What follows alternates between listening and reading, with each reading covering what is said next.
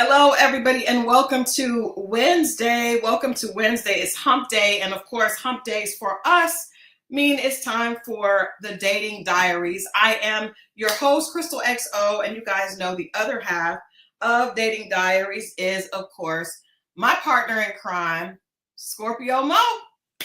What's happening? Happy Wednesday, everyone. Happy hump day.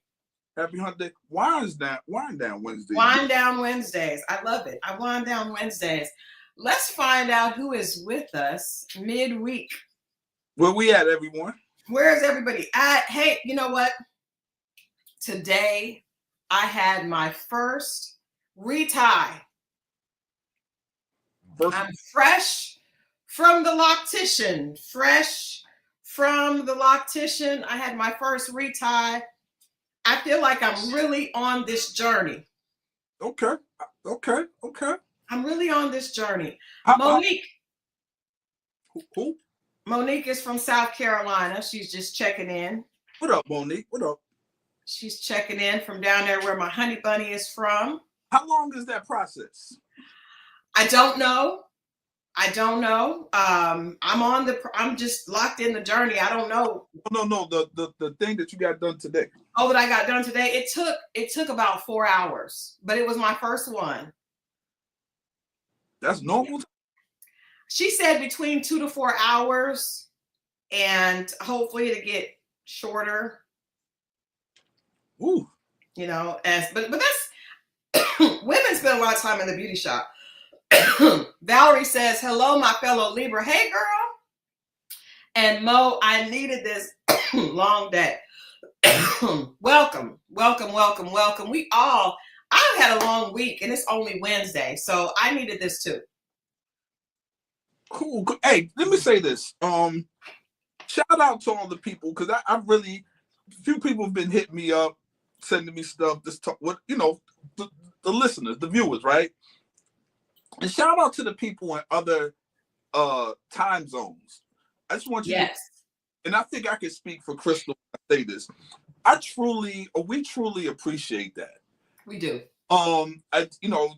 People are out Cali, it's 5 o'clock there, you know what I mean? And you guys still tune in. Yeah. I just want to say that really means a lot. People in other countries, time zones, Midwest is an hour back, West Coast 3, some people are 12 hours back. So yeah. I appreciate that. I appreciate that. And some of us love it here. Well, we love that you love it here, Haitian Empress. We have a good time, and you are a part of the family that we know is going to help the rest of us have a good time. So we are always excited to see your name in the chat. All of you guys, Danielle, El Chapa, definitely Linnell, all of you guys, welcome. Today is going to be a good show. We have some great guests for you guys, but I have a few updates, a little housekeeping. If you guys will notice, I am in the room. Sugar Pie is not here. For those of you that tuned in on Monday, hey, Druzy, you knew the update. The update is that Sunday night, we had puppies. And this is Sugar Pie's pups. How many is that? It's 2. Okay. And see, the girl has her arm over her brother's shoulder. You see that? They're curled up. Sugar Pie is on mommy duties, but I just wanted to see the chat to see the puppies. Sugar Pie had the puppies. She is feeling like a teenage mom that may have had babies too early. She is, because she wants to play. When she sees me, she wants to get up and run to me, but she can't because the puppies are crying and they need her. But a couple of times she has kicked the puppies and, shook them off of her and came where I was. Then she gets upset and she goes back to the puppies. So, hey, the puppies are here. We got a girl and a boy, 2 puppies. I actually delivered the first one. Were you a midwife?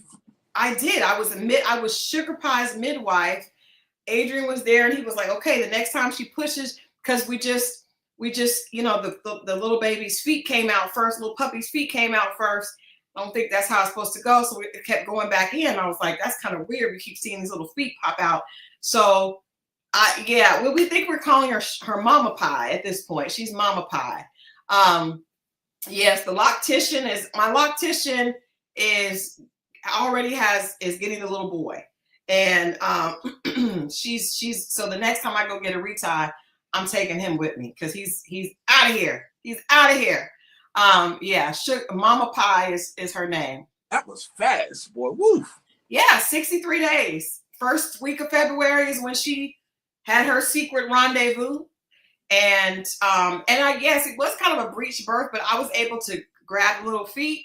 And when she pushed again, I pulled and and the little baby came out. And then about 30 minutes later, the second puppy came, and the girl was first and the boy was second. So wow. Yeah. So we got puppies. And I cannot wait. I mean, it was an interesting thing. I had to deliver. Yes, I had to deliver. Hey, you there? I had to deliver. But I think it made me and Sugar Pie even closer. Was it messy? It made us closer. Was it messy? Was it what? Messy. Oh yes. Oh yes. Yes, it was definitely messy. It was definitely messy. I won't show the video because I have some of the video. I won't show that because I wouldn't want to see it. But yeah, they birthed in our bedroom. The baby daddy did show up. So the puppies came Sunday night, Monday morning, like at 3 a.m. in the morning. The daddy showed up on the front porch the next morning. I don't know how he knew. But he did. I don't know how he knew. And some people feel like we're wrong for not allowing him to see his kids, but hey, I'm not in the business of doing that. No. That's wrong. No, he's not going to see the puppies. That's wrong. No. So anyway, update for the family that always is asking about Sugar Pie. Those are the pups. I'll show you guys one more time because this was like such an experience. So this right here is the girl with her hand over. Isn't that the cutest thing ever? You see him just snuggled in there? Yep. Can you see it, Mo? I can see it. Isn't it cute? I guess so, yes. Whatever. Anyway, on to Dating Diaries. So like I said, we have some guests coming in later where we're going to get to our topic for today. The topic for today is going to be microcheating. Woo, that's going to be a good one. Microcheating. But before we get to that, I want to, we got to do our dating disasters, dating dilemmas, or dating deal breakers. And if anybody in the chat has one you would like to share today, feel free. Yeah, feel free. Please do. Feel free. But I did want to read something that I saw earlier. Actually, I didn't save it. Dang it. So I saw something that said online that said women, when they get married, the husband stresses them out more than the children. And I wanted to ask what you thought about that.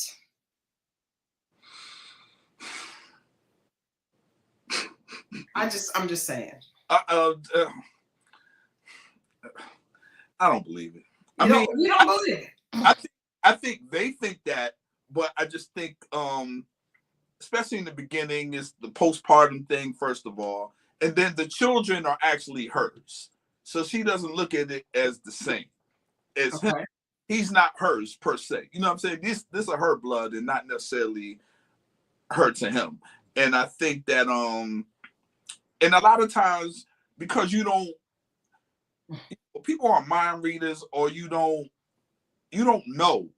Like, a person could be like, well, you don't do something, and it means you get on my nerves because maybe you could just get up and leave and go to work, and I have to deal with the kids. You're more stressed. That the idea of it, but not what they're actually doing, if that makes sense. Oh, okay. I'm going to read this. This is from Men's Health. It says a survey of 7,000 mothers from the United States today found that on average, their levels of stress could be rating at a whopping 8.5 out of 10. What's more interesting is that almost half the participants claim that their husbands added more stress to their day than the children in their lives.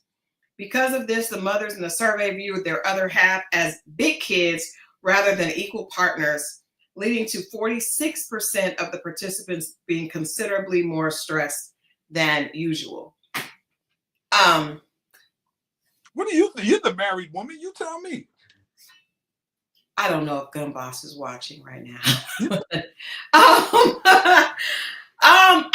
I agree, because I think this is the thing with kids. Kids are stressful. Hell, dogs, puppies are stressful. But with a child, you know that, like I said, like someone said in the chat earlier, that the children are supposed to do those things. Also, the children are not your life partner that you're supposed to be building with, forever. So if I have to build with someone and then I have to manage these people that are trying to like do their own thing that I'm going to have to rescue, I don't necessarily expect the husband to be causing trouble in the rescue. What's trouble? Well, I mean, let me ask you this: would you say that men are big kids?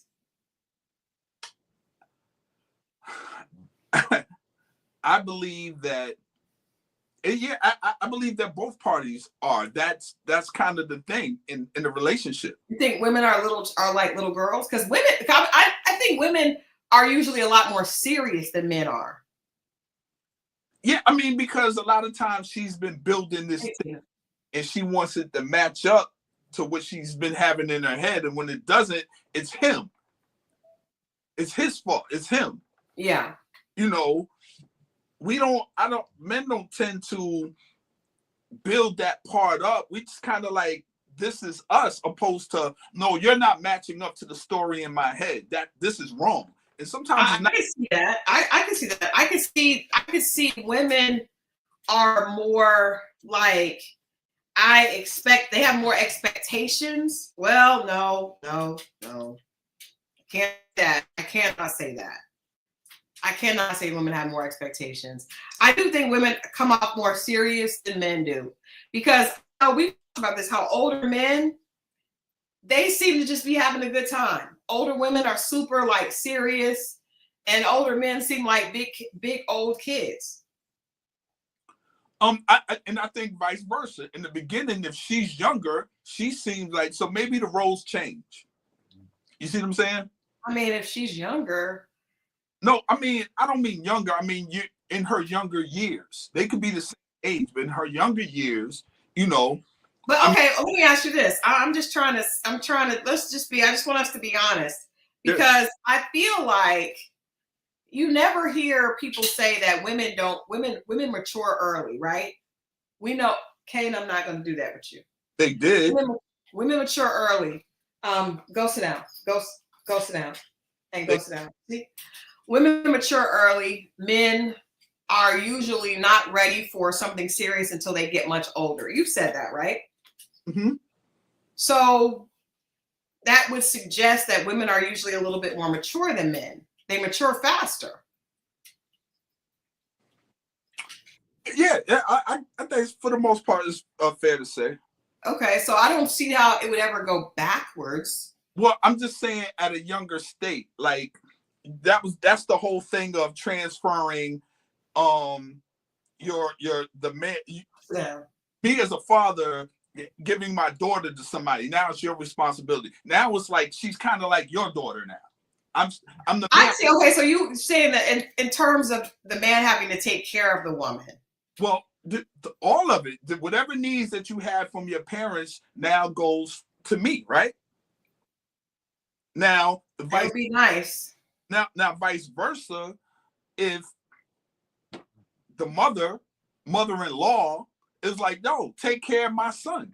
Because women, I hear women say men are like babies or kids when they're sick. Now, if you got a grown man that's a child and all he does is play video games and all that other stuff, that's something else. But when I'm going to talk about what else would a man be a child as, or a baby as, or whatever they're saying, act like kids at what other point other than maybe he's sick? And I believe everybody gets that. What do you guys think? Let's open it up to the chat. Do you guys think that, and do you think that it's equal? So when women say that men are stressing them out more than their children. Do men think that women are stressing them out more than their children as well? Any guys in the chat, feel free to chime in. I never heard that. I've never heard it either, but I've also heard that women, yeah.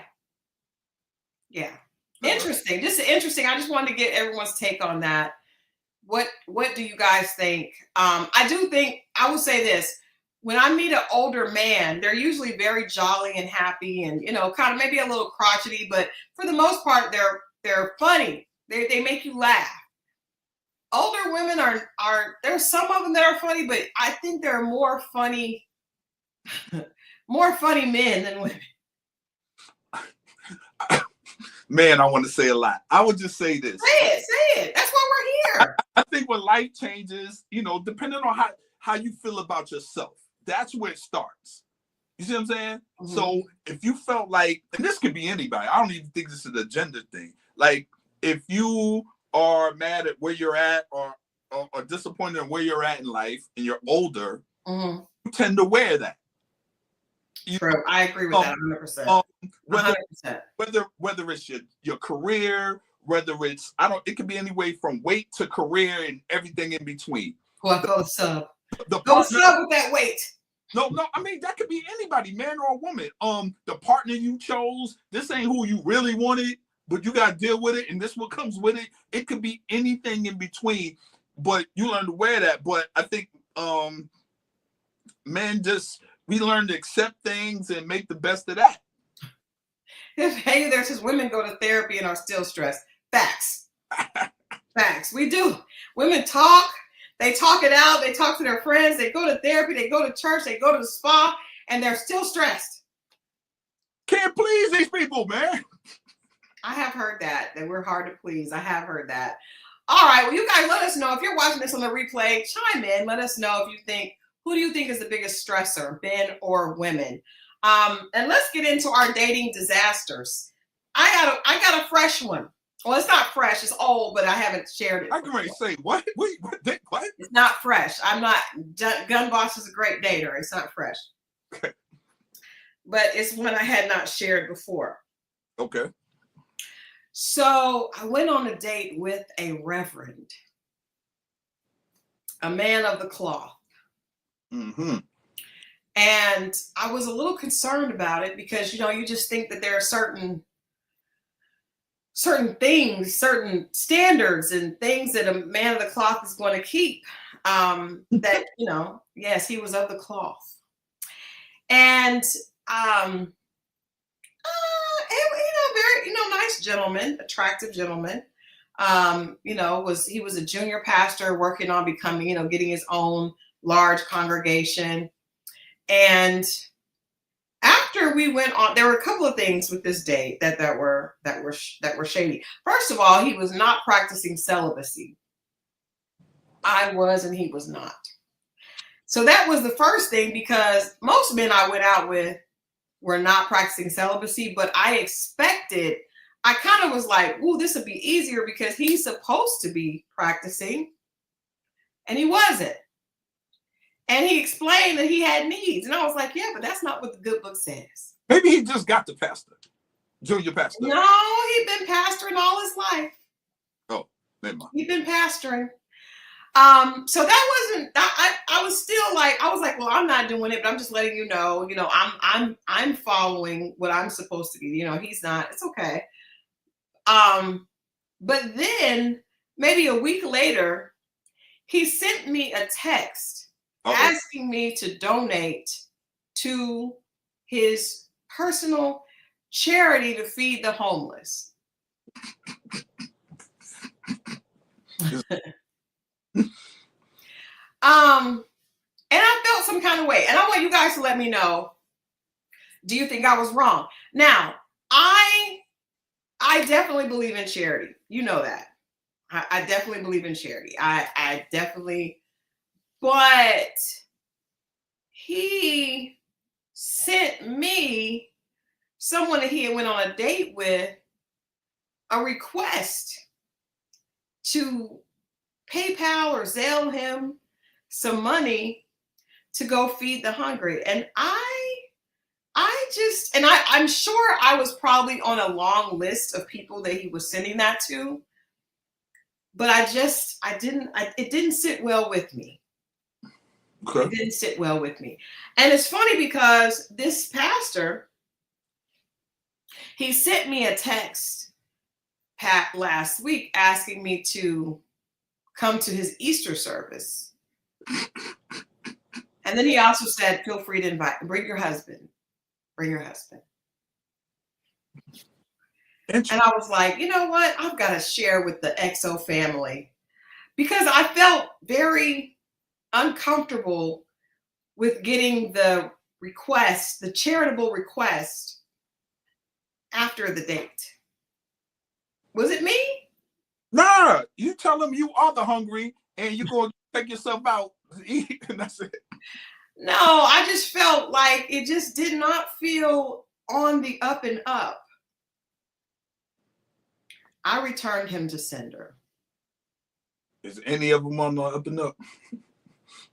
You know what? That's not the first. I went out with another pastor, and I went out with one other pastor, and he was not practicing celibacy either. Do any of them really? I guess not. And not only did he not practice celibacy, but I ended up leaving the date because he was doing so handsy. I was just like, this is too much. I never spoke to him again. I met him in the Whole Foods. I met him at Whole Foods. And he told me he was a pastor. And I was just like, At the time I went out with him, he was first. I was like, I'm not really into being a first. I don't really want to be a first lady. Like, that's not my thing. By the time I went out with the second one, I was like, I could do the first lady thing. I could do that. Something upon meeting somebody and they tell you their title, do y'all automatically go to the end and think about the first lady part? Already? I do. Yes, I do.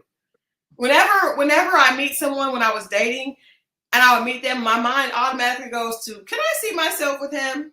Yeah, absolutely. I got a pastor story. You dated a pastor? That's what she said, but I ain't seen a pastor nothing. Now, see, I don't know this story. I'm excited because I've never heard this story before. What's wrong with this? She said, and she told me she didn't like to tell people that she got whatever they degree or whatever they supposed to get. What? I don't know. Whatever thing they, she went to school and all this stuff, whatever the stuff they supposed to have. And she was like, she didn't like tell it. I think she told me on the third time I seen her. Did she have a church? No, that's what I'm saying. Oh, but she wasn't. I mean, it was a church. I don't even think I even. Anyway, because she cursed a little, and she was like, she don't like to tell people that she's a minister or one of them titles, bishop. One of them titles. And she lived in Stockbridge too. So anyway, she had a son that was out in the streets a little bit. Then she had one that was straight, that was doing what he's on the straight and narrow. Yeah, and she invited me out to her house. She cooked. She did not cook the fish properly.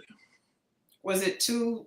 It wasn't done. It was frozen when we got there. It didn't thaw out all the way. And then oh no. Anyway, but we had the son that was always in trouble was at her house. The young man was with his father. Now she had been to my place. This is the first time staying the night at that.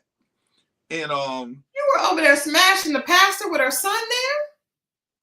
Listen, I'm gonna tell you what happened. Her son is across the hall, and this is a small hall, not the long way across, like her door, his door. And she had one of them wooden floors, and she had a cheap bed. And like, son, I think your son because you can hear walking. And we on this cheap bed, and I'm pretty sure And she didn't. Did she have another profession, or was it all just? She did something else. I can't remember. Okay, because I'm like, this does not sound like a pastor. No, this was. And yes, I do remember that.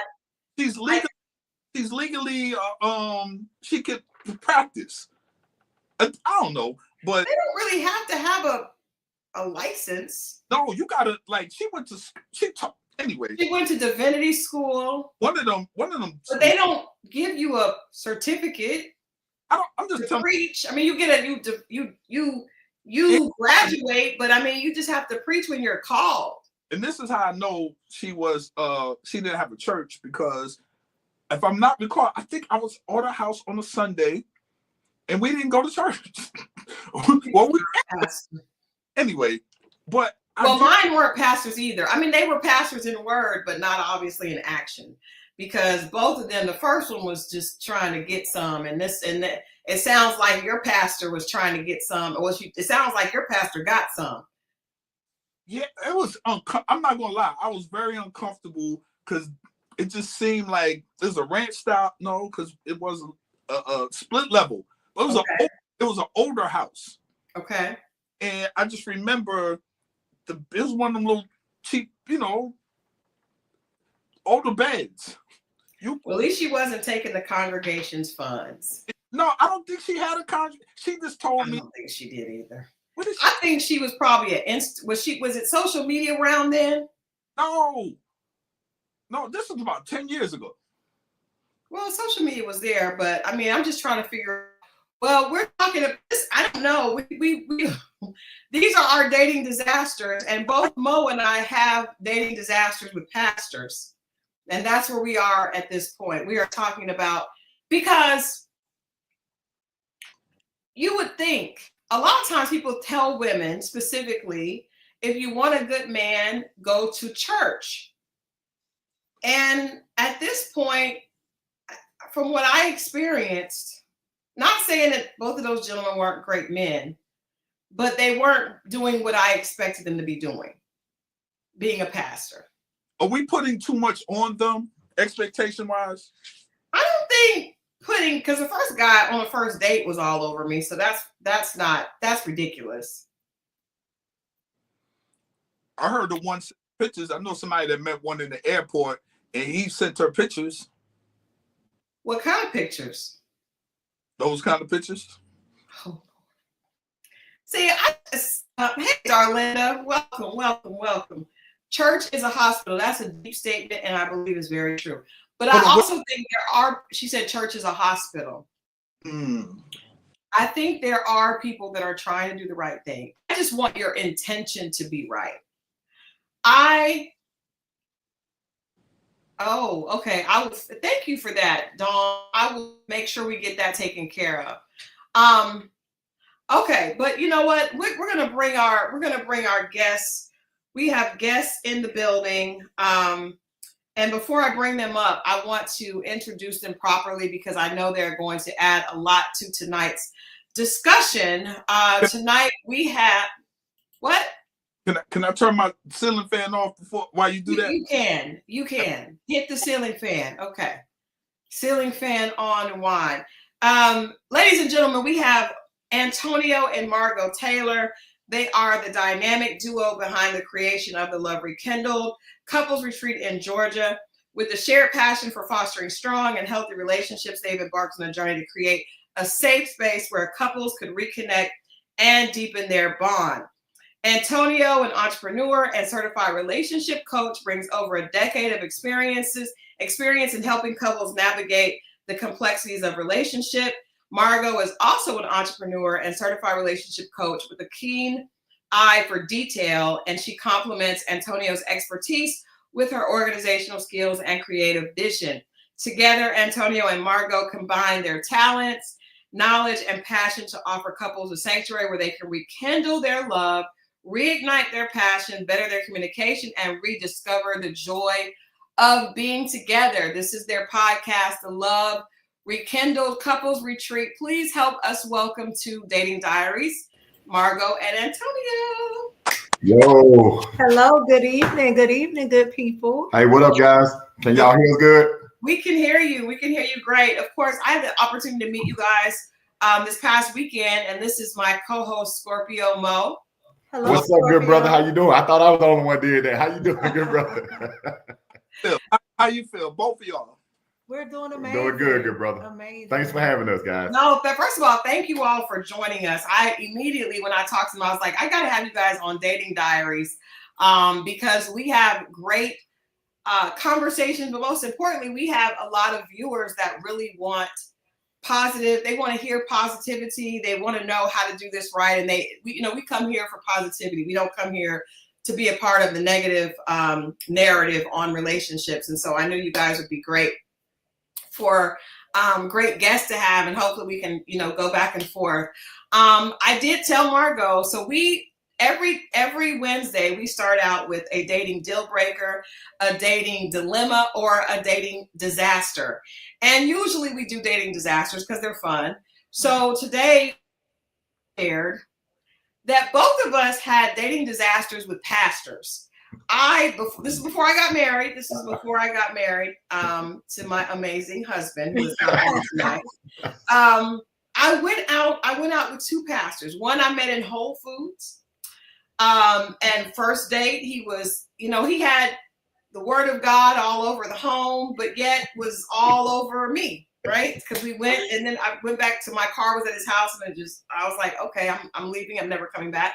Second pastor, I asked him, was he practicing celibacy? Because at the time I was. He said no. He has needs. And then the next week, he proceeded to send me a request for a donation to his charity. So at that point, Margo, I politely.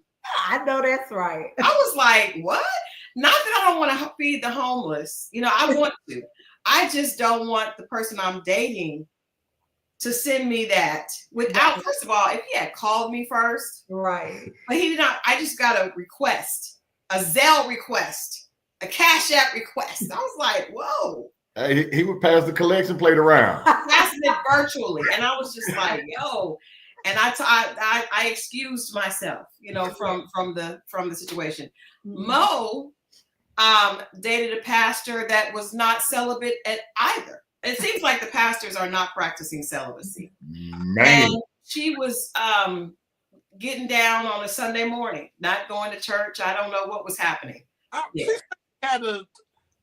She told me she hated telling people that, because then after talking to her a few days, she kept saying quotes. And I was like, Bible quotes? First it was quotes, then it went to scriptures. It went to, I want to tell you something. And she said, no, I don't really like telling people this because they change. And then when she said it, I took it all in, and she was like, Mo, what she say? I didn't know what she said. Not when she said it. What did she say? Well, like I said, I had no clue. Because I want to say she might even cursed a little bit, because like I said, I know she had a troubled son, and she had a son that was, that was a younger son. She had one that was out the house, but then he came back in and he was troubled. The other one was, fine young man, but I wouldn't have known it till she told me. And then I did kind of feel the way. I kind of was like, should I change? Or I might have been cursing and be like, dang, maybe I need to stop. And she was like, I just want people to be themselves. When they hear that, it was one of them titles, Christal. I can't remember. One of them. Bishop? Huh? Was it Bishop? Apostle? Was she apostle? There you go. That's what I'm talking about. He was an apostle? There you go. That's what she said. I'm with you, Mo. I did not know Mo was dating an apostle. This is hilarious. Not a pastor, but an apostle. Hey. What is Antonio, do you know what the difference is? I will not get into the story. I don't know. Now, I will say, I think the apostle is probably like the liaison to the pastor, where the pastor the apostle counter can cover the pastor. It's like a step up from a pastor. I think that's what it is. But please don't quote me on that. I'm not going to quote you on that. Okay. Wow. Whoa. Wow. Wow. Okay. Well, now we're going to turn it over to our beautiful couple. And you guys have been married how long? Again, like 11? 11 years. 11 years. Awesome. Beautiful. Hand clap. Mo, where your sound? Yeah, I'm gonna take this hand clap too. Appreciate it. Thank y'all. Thank y'all. All right. So we are going to ask you guys individually for a dating disaster. It doesn't have to be, obviously, it can be 11 years ago, but we need a dating disaster before we get into tonight's topic of micro cheating. Yes, we do. Oh, that's fine. I'll go ahead and start. It better be 11 years ago. So my dating disaster. So real talk, I was never like a serial dater. It's like I always was in relationships like forever. But I did have a dating disaster, and my dating disaster was with Antonio when we started dating. Which one you finna tell first of all? So one night, guys, we go out on a date. Okay. And at this time, I was a little younger. So, I was working out in the gym, real thin, was just eating healthy, clean, all the Come on, baby. I don't know where you're going. I end up going out. Antonio took me out on a date, met some of his friends. We out having drinks and having a great time. And so the night ends. And he's like, okay, you ready to go? I'm going to take you home. So I'm like, yeah, let's go ahead and leave. So by this time, I'm realizing like, okay, I'm not feeling like myself. Because, of course, when you're working out, you eating right, you're a little lightweight when it comes to having a drink or a cocktail or anything. I know where we're going. So go at ahead. this time, Antonio had just bought he bought a brand new truck, had a brand new truck. Okay. And so I get in the car and I'm feeling myself not feeling real good, but I'm like, girl, you got this. Okay, you're going to make it home. And so then we're in traffic. And of course, we newly dating. So I don't really know him like that. Okay. And so I'm like saying to myself, oh my God, I'm starting to feel ill. And so now we're in traffic and they have like traffic stops going on and all kind of stuff. And then I feel myself feeling like I'm about to just give it all up. So I try to open the car door to throw up. And then he ended up telling me, close the door, because of course we had been out drinking. So now I just throw up on my clothes, all in his brand new truck. Uncontrollably, guys. Oh like my God. everything, all night. Everything just came up in the truck, on me, on my outfit, on his carpet, on his door, in the door panel. Guys, it was nasty. So that was my dating disaster. So you were the dating disaster. Yes. It was horrible. So apparently I'm the simp because I'm still here. I'm still here.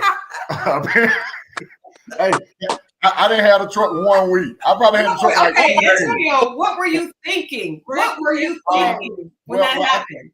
I think the first thing I was thinking, like, don't open that door because I'm going to get pulled over. Right. I don't want to get pulled over. We was cops at the time, man. That's the worst thing you can get is a DUI. And I had been drinking too. And that's just full transparency. Yeah. After it was over, we was so cool. It wasn't too much of a problem. I just hated it was just my new truck. That was my whole thing. Yeah. So I was embarrassed, and I felt like he just wasn't gonna never call me again. I felt like he was just like, because you know how when you throw up in somebody's new truck, he was real quiet. Yeah. Like, let me hurry up and get you to the house, kind of.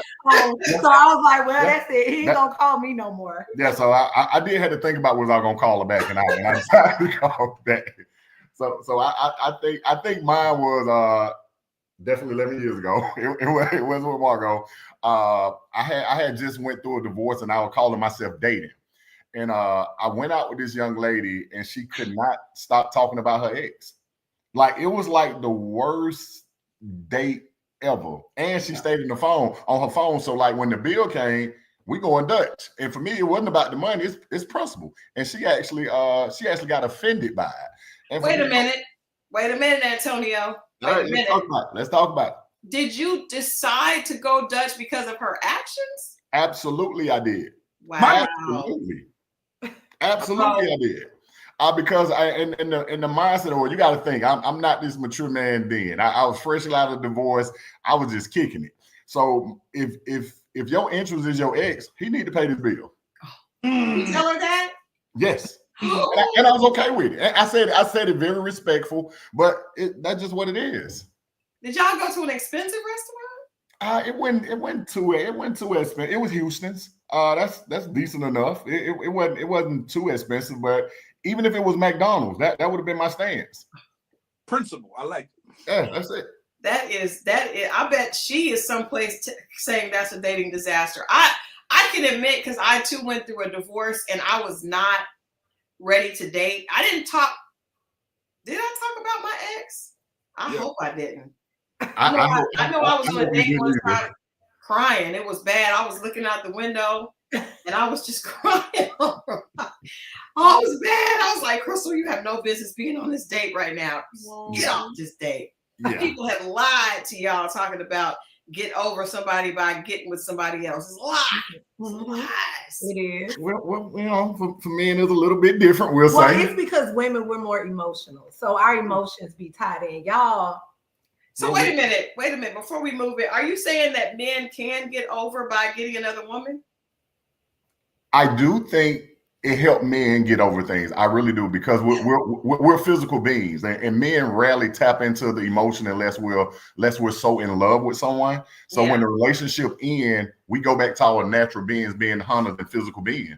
And to be honest, it do help us. It helps. Mo?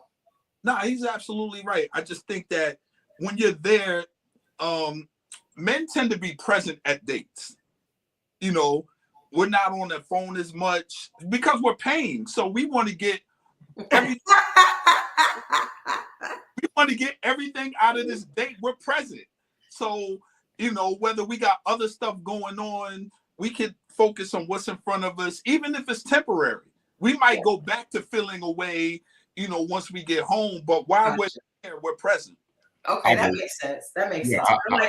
I remember a pastor told me, and I've said this on the show a lot of times, men are serious, but that does not mean they're sincere. So when you're in front of them, they're going to be very serious because they're trying to figure out what they can get from you. But that doesn't mean that sincere is long-term. So sincere would be afterwards.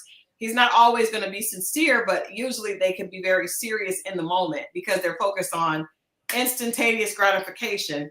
And, you know, I'm seriously locked in, because a lot of times a man can make you feel like you're the only one in the world for that moment. Right. And then as soon as that moment has passed, next.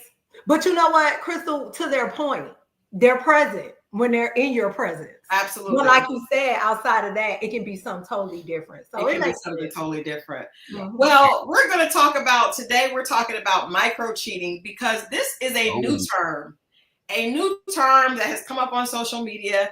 But I think it has a lot of honesty to it. I don't know how many relationships have ended over people being in people's DMs, people texting. The phone is the culprit. Social media is now the culprit. But there's a term that's been assigned to these. It's not necessarily physical, but it's things that can actually lead to cheating. And so I thought, with you all being relationship coaches from a professional standpoint, and also a married couple, because I think it's very important for relationship experts to be understanding of relationships, right? Absolutely. So for a couple that actually is in there doing the work in the paint, so that our audience can get the real, the real information from people that have done it and are making it work. So I wanted to talk to you guys about these different versions of microcheating. So we're going to start with, we have a list of 21. Hold on, that's the top.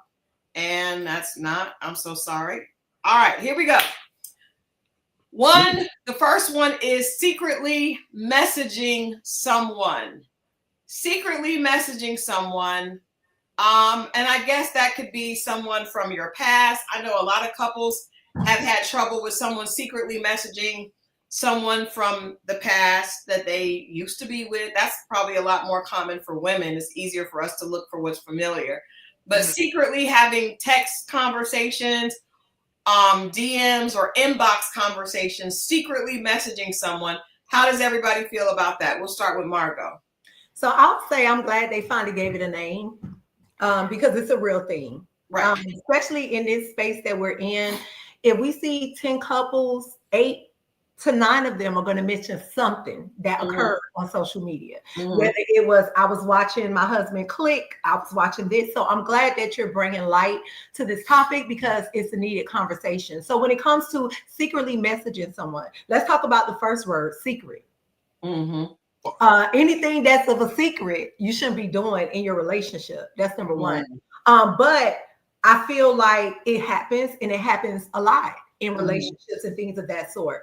Some people like to position it where if it's online, it's not that serious, or it's nothing physical. But we have to understand that whether it's emotional, whether it's mental, whether it's you giving someone your time outside of your person, all of that is a violation. So that's my thought about secret messaging someone. That's definitely a problem. It will be a problem in anyone's relationship.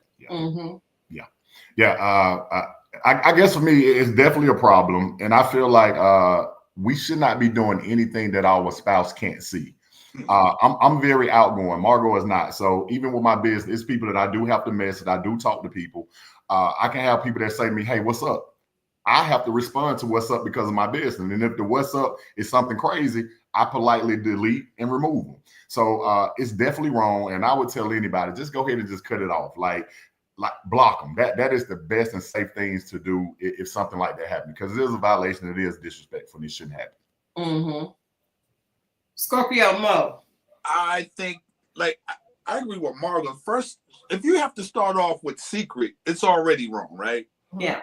And then, but I hear people say, well, social media, you're supposed to be social. And I think that's the weakest excuse. It's the gateway. That's where it starts, right?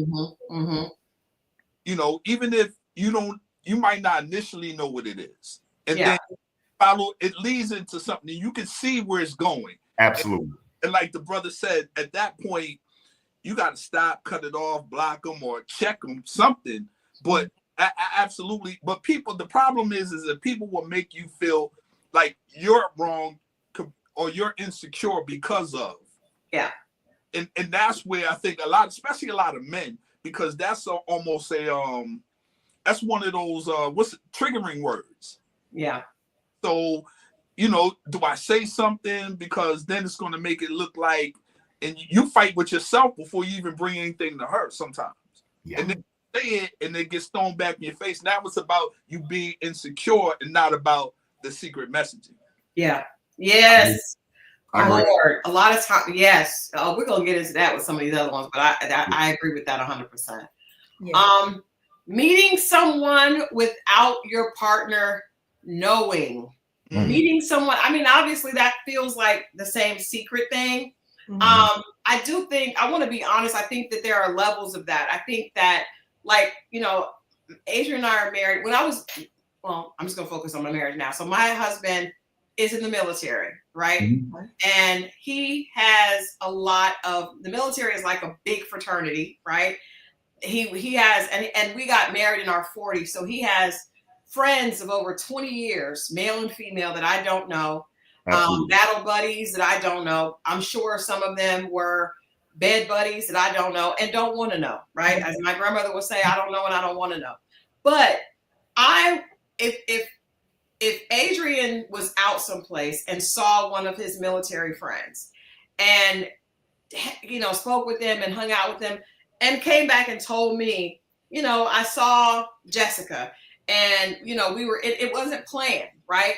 But we were out someplace and we grabbed a bite to eat. We were just talking. I wouldn't necessarily be upset, because I do know that he has a lot of long-term relationships, and I would hope, if he's telling me about it, that it was not something that was inappropriate. But sometimes there can be trickery. But I'm just saying, I don't want him to feel like if he does see someone that he had a friendship with, or might have been in war with, that he can't, socialize with them, especially if it's not planned, if it was unplanned. If he is secretly talking to someone from his past or someone that he knows now and met up with them without me knowing, then to me, that's not even micro cheating. That's just cheating.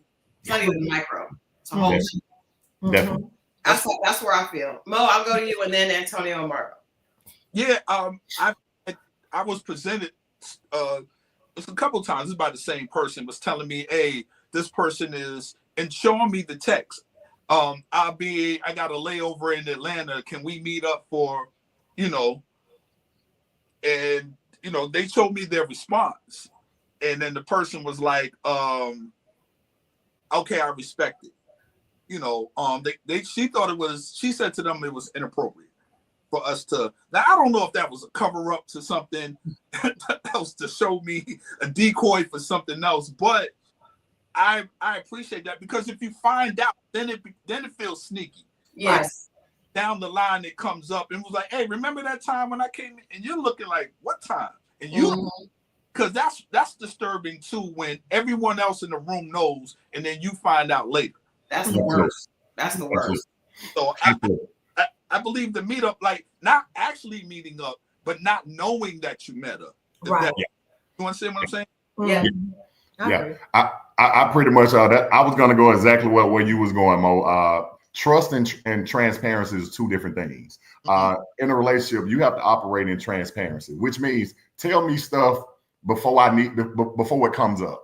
Don't wait on something to come up. Like if I meet somebody, I bump into somebody, I'm always out with my business. If I sit down with a young lady to have something to eat, that's something I need to tell Margo like immediately. Like when I'm riding home, when we talking, hey babe, I saw Jessica, we grabbed something to eat. That's being transparent.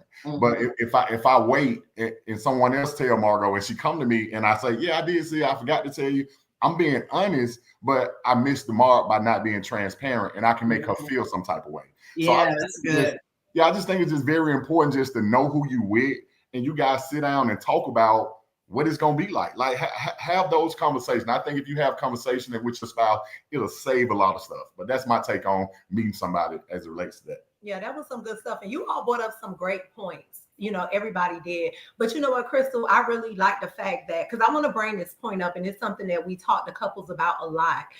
Certain things you have to discuss and talk about. In this new day and age that we're in, you know, we're not like back in the days where you just talk about your finances and, you know, what we're going to do with the kids. We talk to couples and let them know, y'all need to talk about y'all social media boundaries, okay? Y'all need to talk about what the expectations are. If I do anything outside of you with the opposite sex, what that look like. So, Christal, to your point, you know, just taking that into consideration that your husband had a life before you. He had long-term friendships with both men and women. And so that when you have those conversations leading into the relationship, then it brings upon an understanding when certain things arise.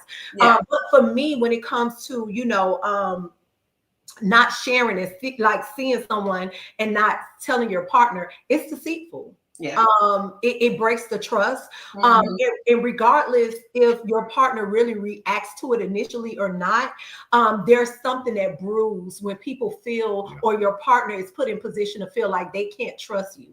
So my thought is that in relationships, have the hard conversations and say what you need to say. But when you get caught out of pocket, you're going to be treated as such. There you go. I got a question. In the scenario like you were describing, does location make a difference? Oh yeah, I mean definitely. Not if you because I know Adrian. You know, both of us are pretty social. He may be even more social than I am, which is why he and Antonio are kind of like kindred spirits. He's very social. If he sees you out, Mo, you know, he's like, Mo, come have a drink. Let's go. Like, that's just him. And so if he went, even if he saw one of his battle buddies or girl that he went in the military with, I know he would be like, let's get a drink or whatever. But if he called me and said, because he does that whenever he would see somebody, hey, I just saw, you know, Pam. No, not Pam. He's not Pam. Not Pam. Not Pam. That was bad. Not Pam. If I saw Tammy, right? There's no Tammy. If I saw Tammy and we're gonna go get something to eat, is that cool? That if he's transparent about it in real time, that's important in real time. And you're at a restaurant, but not going back to somebody's house or something like that. So location would matter. But like if it's a swanky, you know, upscale restaurant, not a swanky one. And he spent some bread, or you grab something to eat. You got burgers and fries. No. They should not be going to like shops. Yeah, they should not be going to shops. I mean, I would assume like if they went to Dugan's or JR Cricket's. And guys, we got to talk about the elephant in the room. It can't be somebody that you have been with in the past either. Let's talk about the elephant in the room. It's no scenario where you should be sitting down with an ex. I'm just one of them people. I don't even believe in befriending exit, but that's just me. That's me. It works for some people. I agree. It works for some people. That's it, because it's like on one of the shows, in fact, Ready to Love, that we talk about all the time on Fridays. This last season it's in hiatus right now in Philly. One of the guys, Eddie, said he was talking to one of the girls, and she said that one of her exes, they were intimate, it didn't work out, but they stayed friends.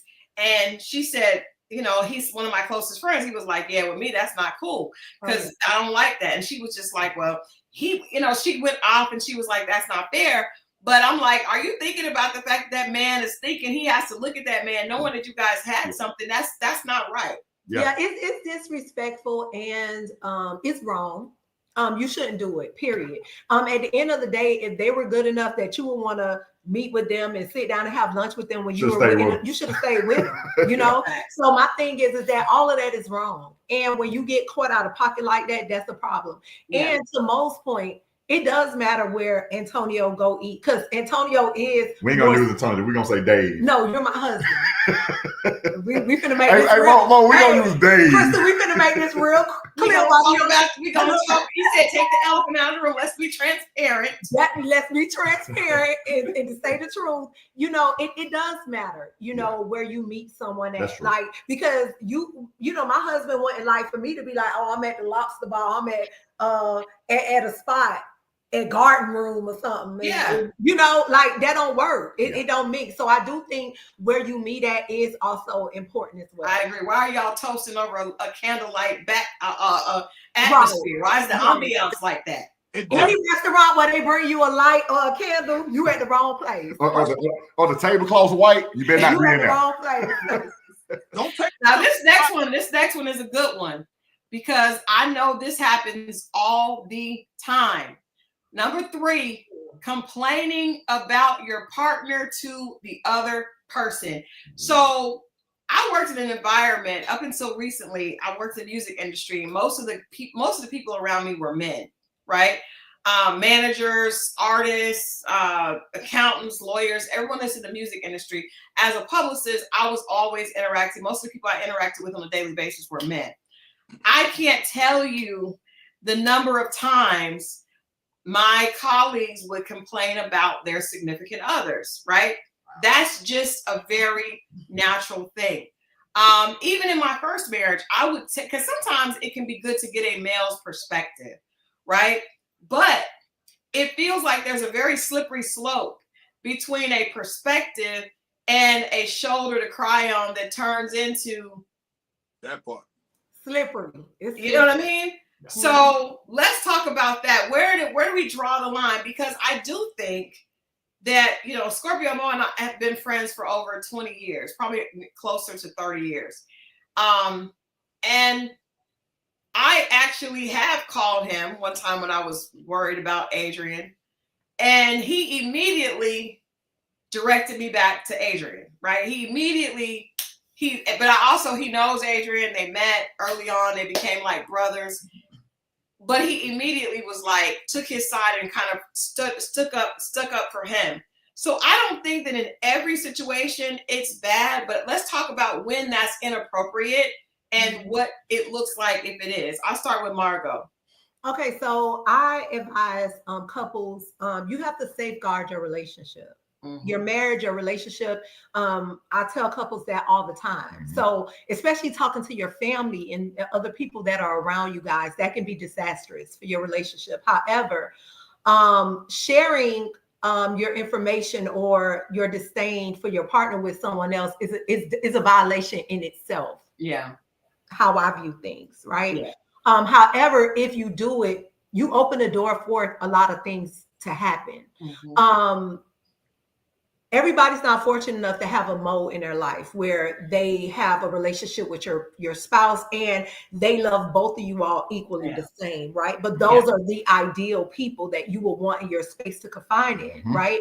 But talking to someone about your partner and disdain or ill will or something that they're doing, you're opening yourself up for that person to feel like that they can take advantage of a situation, or they can wiggle themselves in, or they may see your situation and you're saying certain things to them. They'll give you advice that will ruin your relationship so that they can be positioned in a certain way. So when you open it up like that to people that who don't have the same interest for you and your partner, that's the disadvantage that you put your relationship in, you put yourself in.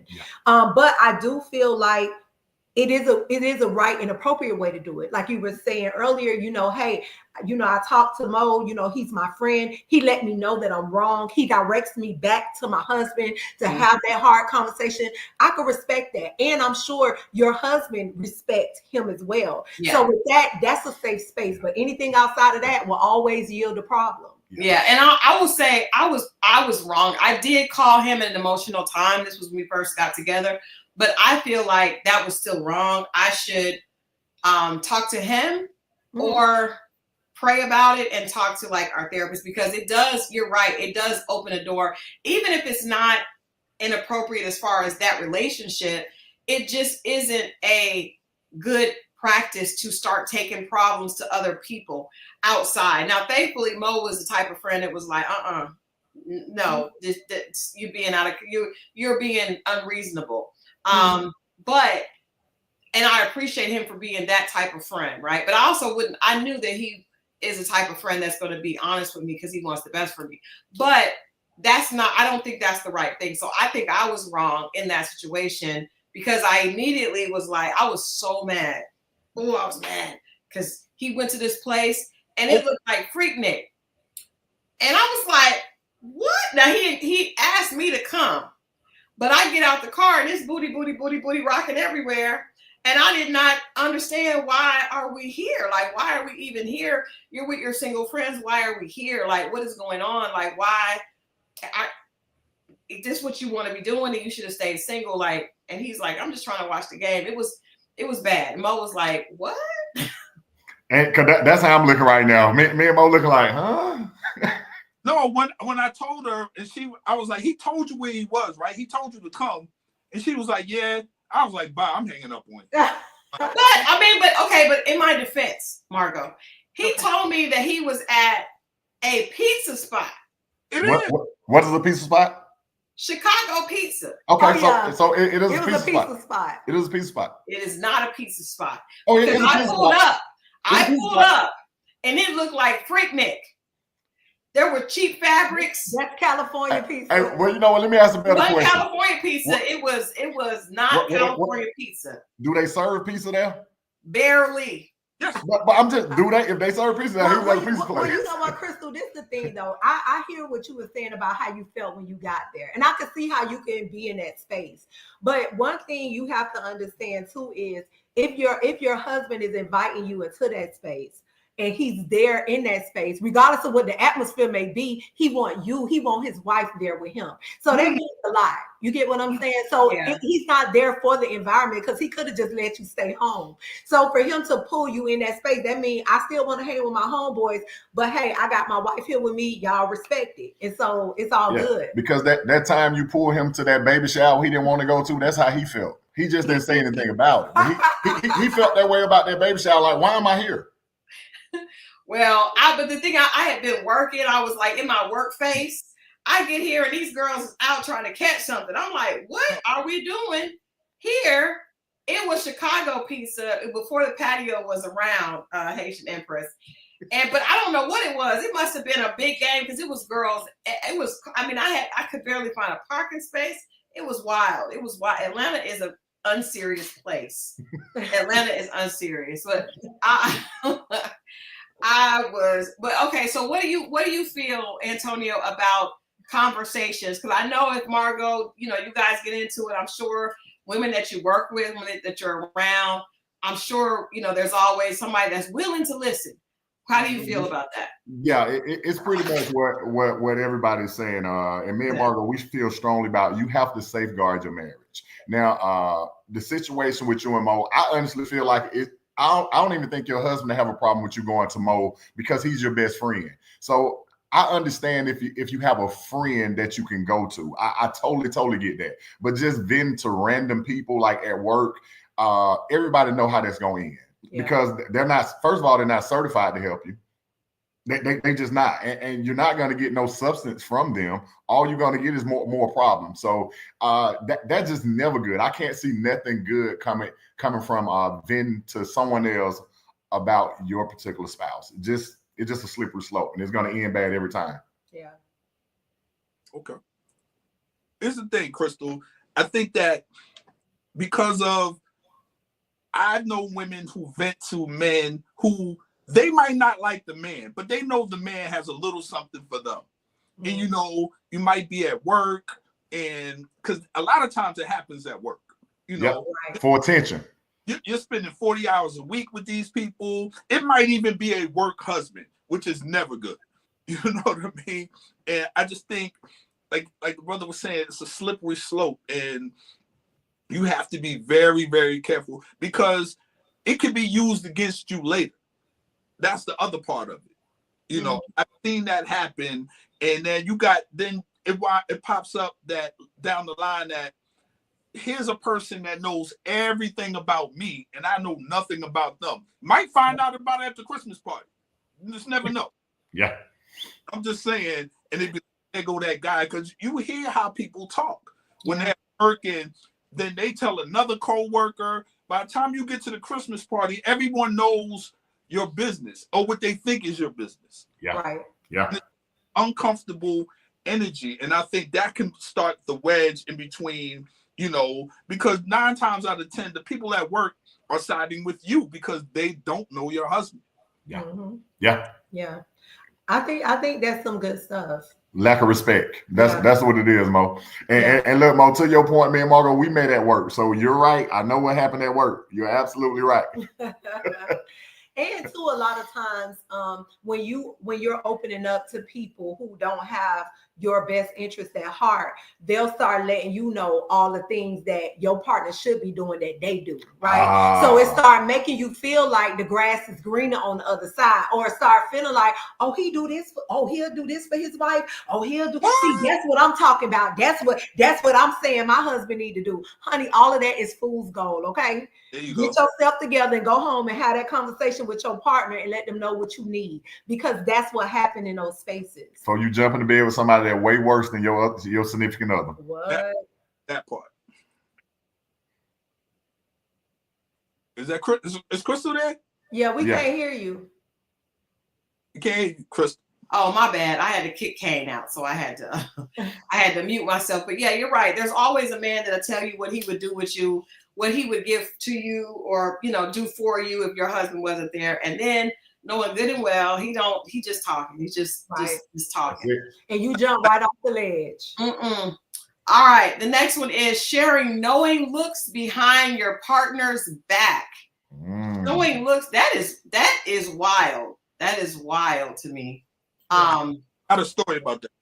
Oh, okay. Hit us with it. Yeah, please hit me with it, Mo. I went to a woman that I've known for a long time. We had a thing. We never actually got together, but we had an understanding that we did like each other at certain points, right? Probably through the whole thing. But she wound up getting married. And we had somewhat mutual friends, not really. She invited me to her husband's birthday party. Oh wow! I brought. Was she my girlfriend at the time? I brought someone with me, and I remember her and her husband dancing on the dance floor, and I walked by them, headed towards my date, and she kind of like grabbed me, like put her hand behind her back and like reached for me. And I never looked at her the same after that. I'm like, wow, like she really, like, and the only thing that could play in my mind was if we were together, would she have done that to me? And she probably would have. I mean, not probably, Mo, not probably. Right. They're since divorced now, but I just always, that really, really, like, wow, you really did that and reached, like, he's right in front of her and I'm walking behind her. And it was like, that was a low for me. And I never looked at her the same after that. Yeah. But you definitely looked at her some more. He looked at her with disgust. It wasn't all discussed. But the crazy thing is, with that situation, if the husband had seen that could have immediately been a fight between him and Mo. Yes. Could have been, but last year she told me they've been divorced for a while now. Yeah. And she said she was talking about dating because they have kids. He took, his stepfather, and then they had a child themselves. And he told her, how come you don't get with Mo? Because he knew. Yeah. No, I think he saw some letters from the 90s years ago. Yeah. Because she can't find those letters no more. Oh, well. Not even love letters. It was the 90s. What's up, C Boogie? What up? If you guys are just joining, we are talking with Margo and Antonio Taylor. They are marriage and relationship therapists, and they also have a podcast titled The Love Rekindled. They are hanging out with us today, and we are talking about microcheating. What are some signs of microcheating? There are some different situations that we're talking about, if it's appropriate, if it's not appropriate, if it is cheating, if it would lead to cheating, all those things. Because someone asked earlier, is there micro and macro cheating? I think there's cheating, or you are entertaining temptation that will lead to cheating. You know that you're doing something that's going down the path leading to something that's definitely not positive and not healthy for your relationship. Another thing is saying things like, if I weren't in a relationship, to your friends. And then let's ask this, because one of the things Antonio Moe always talks about, he and I talk about how very few men talk about how happy they are in a marriage. Very few men say they are really happy in their marriage. I have a few friends that do, but for the most part, we hear men talk about how they love looking at different women, how they love being free. You don't hear very many men just uphold and uplift and speak positively about their marriage. So if a man is out with his single friends and he's married and he's like, man, if I wasn't married, I sure would, what I would do with that. To me, as a wife, that would be hurtful, and it would also be a sign that we're on shaky ground. What are your thoughts on that? Yeah, I do think that would be totally inappropriate. And just like women, you guys have your conversation. Guys, we do have ours. For the most part, when you surround yourself with the right people, I had said on our platform, and I call a little slack for it, I said I can't be friends with guys that cheat. And a lot of guys they kind of came for me a little bit, but that's my choice and that's my boundary. And that's just for me, like whatever anybody else do, I'm all for them doing it. I just feel like it's definitely wrong for us to present that even to the single guys. And you have to just create your village around people where you're going. So now I hear you guys saying, and I can tell you, Mo, the guys I'm around, and I'm not just saying it because my wife is here, we have different conversations. Our conversation is not that. Now I can be honest and say if a woman walk by, guys will look, but it's nothing inappropriate that we do, and because we're all about uplifting each other and doing it the right way. So I'll say, if you're single and you're looking to get in a certain space, hang around guys that's already in that space. Mm-hmm. And everybody in this space ain't gonna do it the right way. You have to find your village, because now, I guess I'm gonna say this: where you at in your life, you start attracting that. Where I'm at now, I'm attracting guys now that's serious about what they're doing. So you really just have to hang out with the right people is what I want to say. Because just talking about it with single guys is definitely wrong and is disrespectful to your wife. I agree. No, it is. Even if I hang out, like I don't personally call single men to hang out with at night. You mean married men? Married men, pardon me. Married men. I don't, if I'm out with a married man at night, he called me, his wife knows, but I don't say, hey, man, you want to go to the cigar lounge?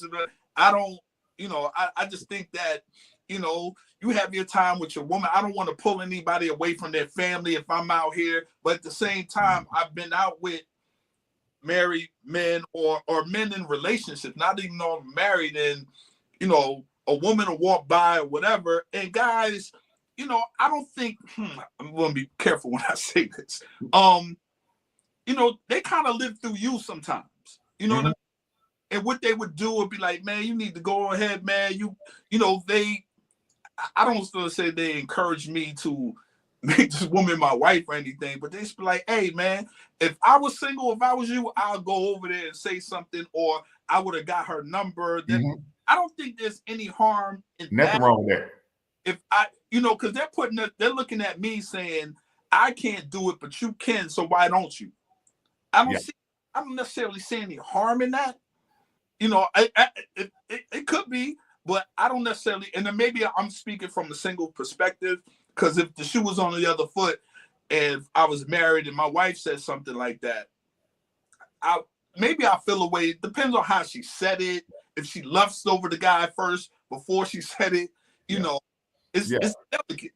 Yeah, I actually agree with you, Mo, and I think that's what I was saying. Like, I can hang out with guys like, because you'll look, but it's more or less to pass it to the single guy, and that's pretty much just fun amongst guys, ladies. That's what it is, guys. We're gonna talk about sports, and we're gonna pass it on to the single guy. That's what we do as guys. Well, the thing is that that's understandable, because that's normal. That's what happens. Because just like if I'm out with a young lady who is single and she telling me what's going on in the single world with her, of course I would advise her from my position, but you won't indulge. I won't indulge. Yeah, right? So I think that's a different indulgence. Yeah, I don't indulge. So the thing is that, like, I just feel like men. Well, let me ask this, because Christal, you didn't answer. Why men don't talk about how they happily married? Like, you never really hear that. Now, women will be like, I'm in love, I love my husband, but I don't never really hear my man. Correct. You don't ever hear a man say. I don't never hear men say, So what y'all have to understand, men, we don't get together and talk as much as y'all do as well. I'm not making any excuses. Sometimes when we open up, it's because we have a problem.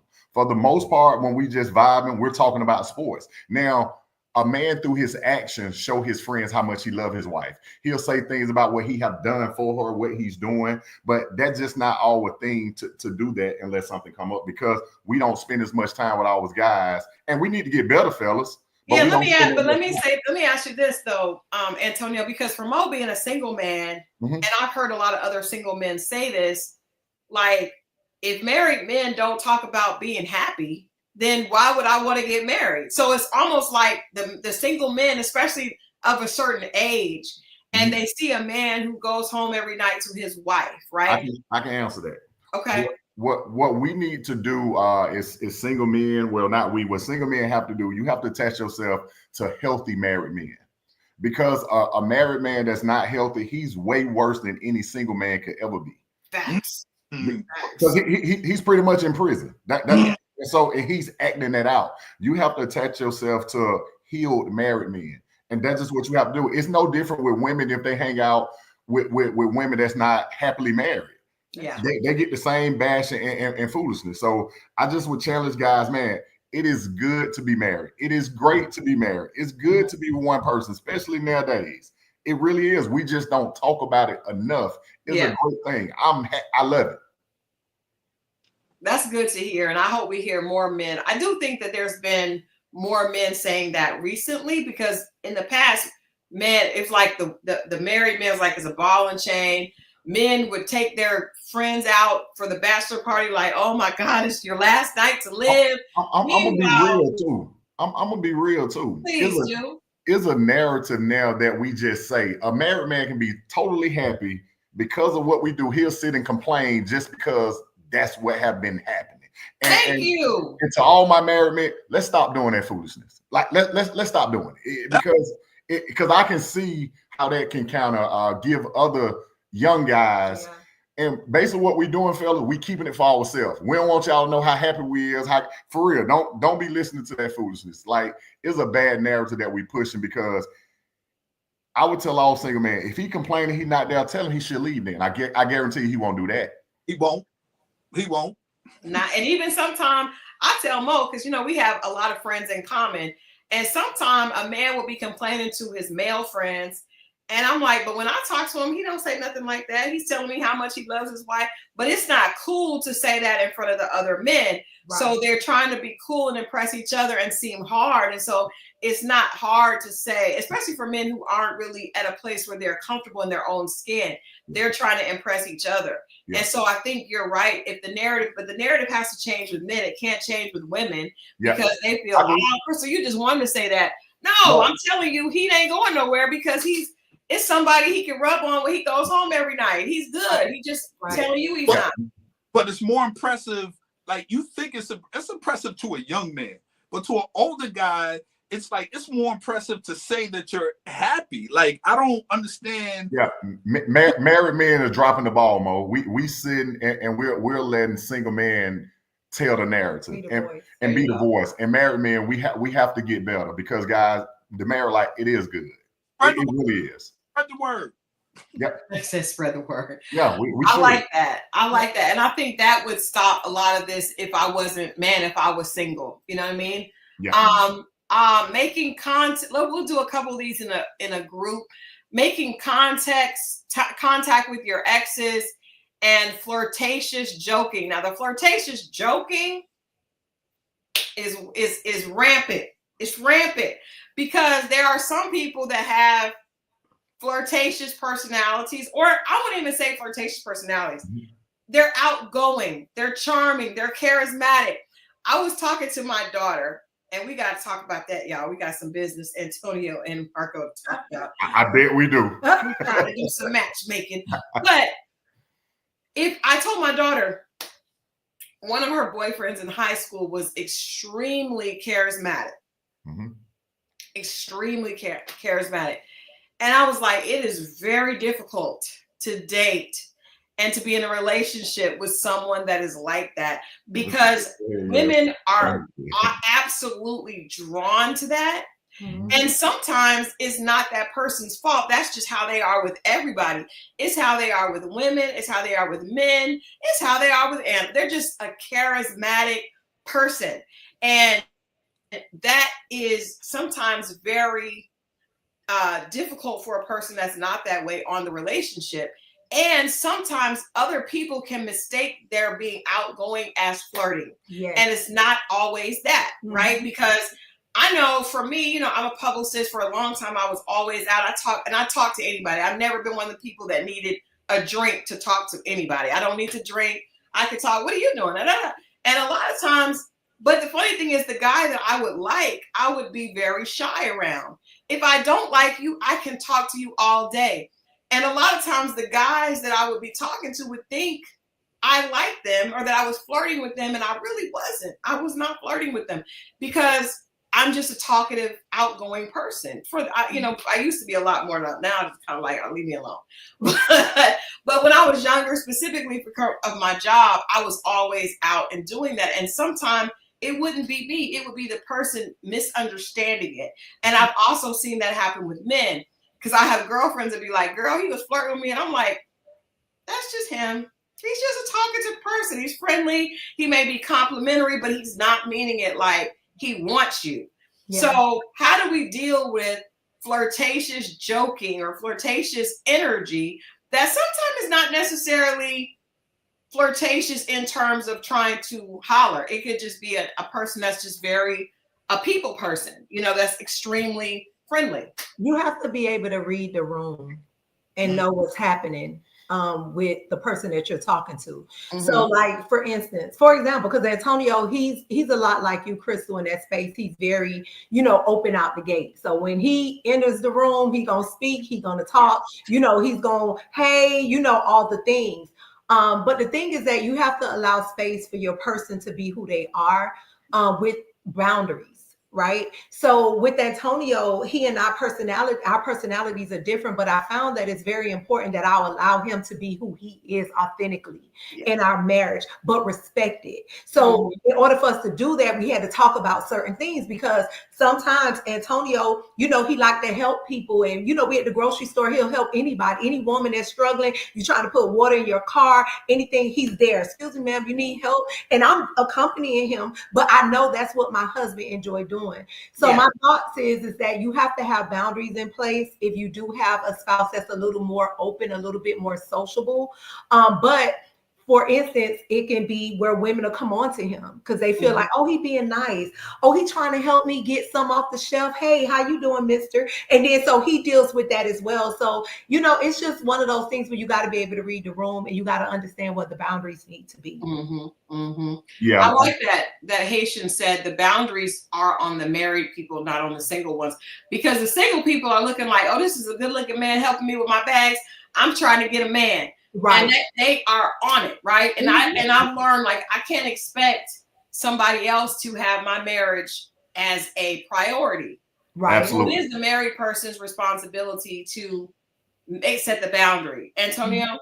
Oh yeah, she to her point, she's definitely right. It's definitely the person that's in the relationship responsibility to set the boundary. What I would say about the situation, to Margo's point, I agree with you wholeheartedly on this. Yeah, I don't agree. I agree. I just feel like I'm just gonna say I agree with Margo on this particular. What you can say what you want to say. No, because this is the thing, y'all. When women come on to him, he be like, Margo, he don't. So what I say, my personality is outgoing, but I will say I don't compliment people. I realize that can be a problem. Compliment people. I don't do that. I am nice and respectful to everybody. I don't compliment people. If you compliment people, you are flirting. That's exactly what you're doing. I'm not finna tell somebody look good, smell good. I ain't doing none of that foolishness. Now, if you gotta try to pick up some water, I'm gonna grab that water for you. And so I think you just have to be careful who you decide to be with, because I think everybody should be afforded opportunity to be who they is. You'll get the best out of the person when they can be who they is, but you have to be respectful. So in the mix of doing it, I just think it's no reason for me to compliment anybody. It's just not. Yeah. I just think I will say this though, Antonio, because I know a married guy that I'm thinking of right now, and he won't necessarily say a compliment to you.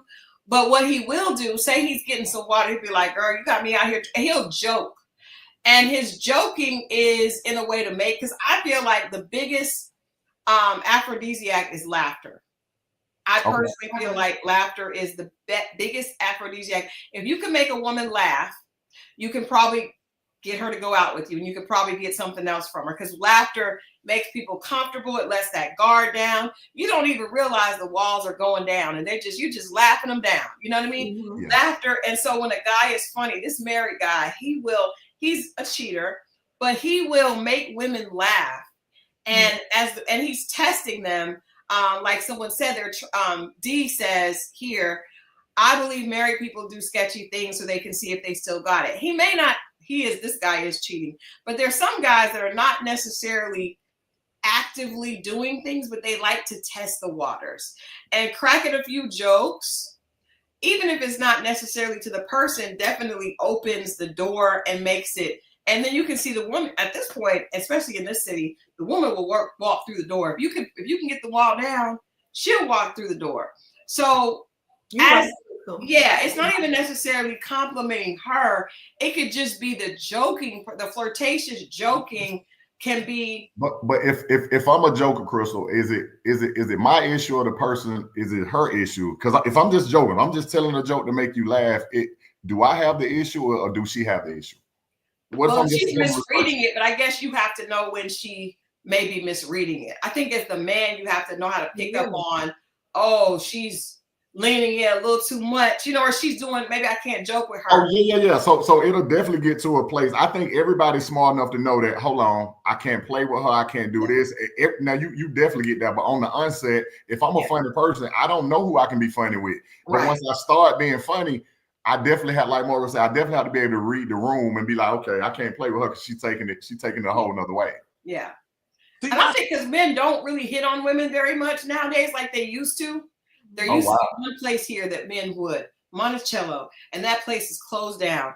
And I'm so sorry, women. We're talking, actually, Margo, Antonio, and I, and we're gonna Scorpio Moe. We're gonna figure out how we can kind of help people, kind of just provide something for women and women that are intentionally dating. Absolutely. But a lot of times it's difficult. Men do not hit on women like they used to. So LaPearl Smith said these days a man cannot say hello without a woman thinking something. But that's because it's so hard to get some men to talk that if one does say something that he's flirting with, you be like, okay, I like the way I look at my little eye. you know, you're killing me a little bit. And Christal, a lot of times men they got cussed out for just complimenting and holding doors and different stuff. So now it's like, hey, y'all got it. Yeah, that's true. That's the thing. I think a lot of times when women complain that women killed a lot of it. Not all of it, but a lot of it. And you know, sometimes you got the outgoing, like to me, I'm not comfortable with an overly friendly woman laughing at this nigga ain't that funny. First of all. Absolutely. First of all, did you just hear what you said? Did you hear what you said? He's not no, that that's funny. No, that's funny. No, that is funny, Mo, for real. I'm messing with you, Mo. Go ahead, brother. No, but see, that's the thing. It's just like, so, but to your point, like when you see it going another way, you pull back and you might not say as much because, you know, it could be uncomfortable for the other person too. I agree with you. I never compliment another woman, like, because it could, you know, you see situations where you can compliment a woman's friend or another woman and she'll tell another woman, oh, he tried to talk to me. You'd be like, what? Man. So it's hard. I just told you look nice. Yep. Or to be cool, or to, like I told you the situation I had with the woman that lives downstairs from me. I was like, whoa. But you also said that the chubby woman that you were flirting with at the bar, First of all, let's be clear. Christal. She came in. I was with some other gentleman. We were watching the game. She came in. She was familiar with sports and familiar with the team. If I'm not mistaken, it was her home team, and she was just cool. I wasn't attracted to her, but she had great energy. I feel you, Mo. And I no, Antonio, don't have his back because he knew he was flirting with it. He knew that this lady was interested. She was interested. And I was just I was playing with her. She knew nothing was going on. I didn't want to be mean and be like, oh, get your chubby stuff away from me. I didn't want to say that. No, you said you knew she liked you and you were just playing with it. No, but she knew. If you would have saw how bubbly her personality was, she probably does that to everyone in the room. And that's it. And I picked up on it. She didn't live here. And I was giving her the same energy she was giving me, and then I'm watching the game, and she was just there to have a good time with her friend. But I'm not purposely out here trying to, you know, like I don't think I'm a good flirt. You know, I'm more direct if I'm going to say anything. It's a little uncomfortable for me to flirt because I will feel like it sounds corny. But then I have other friends who are flirts, but to the point where it's uncomfortable, like. They're crossing lines. Yeah, they're not. Those friends are not. The one I'm thinking about is not flirting. He's inappropriate. That part. Yeah. But Mo is too cool for school, so he'll sit back with his cigar, and then the lady like that, and then the ladies will come to him. That's his shtick. I don't know why you're telling these people to stop. I'm telling the people the truth. I don't lie to the XO family. Hey, bro, if it's work, it work, bro. I'm with you. I don't go out to meet. I'm really there. I'm not there for that. I got other places where I got that taken care of. But that's Christal's thing. But I got you. Listen. All right. So these two trying to impress someone you have a crush on and telling someone you're single when you're not. Those don't even seem like micro cheating. That seems like cheating. That's big. Out the gate. Yeah. Yeah. That's just cheating. You're just doing too much. All right. Stalking a crush online. Let's do stalking your crush online or always commenting on and liking a person's pictures. Celebrity? Could it be a celebrity? Is that cheating? Is that micro cheating? If it's a celebrity, you probably never gonna meet. Well, we live in Atlanta where you could definitely meet a celebrity. Right. And I will tell you what, I would feel some kind of way. And I will admit, you guys know that I do have a crush on Denzel Washington. My husband knows that as well. Here we go. He's okay with it. And he has a crush on Nia Long. However, I refrain from liking too many of Denzel's pictures. Like I may heart one or two, but I don't put inappropriate things on them.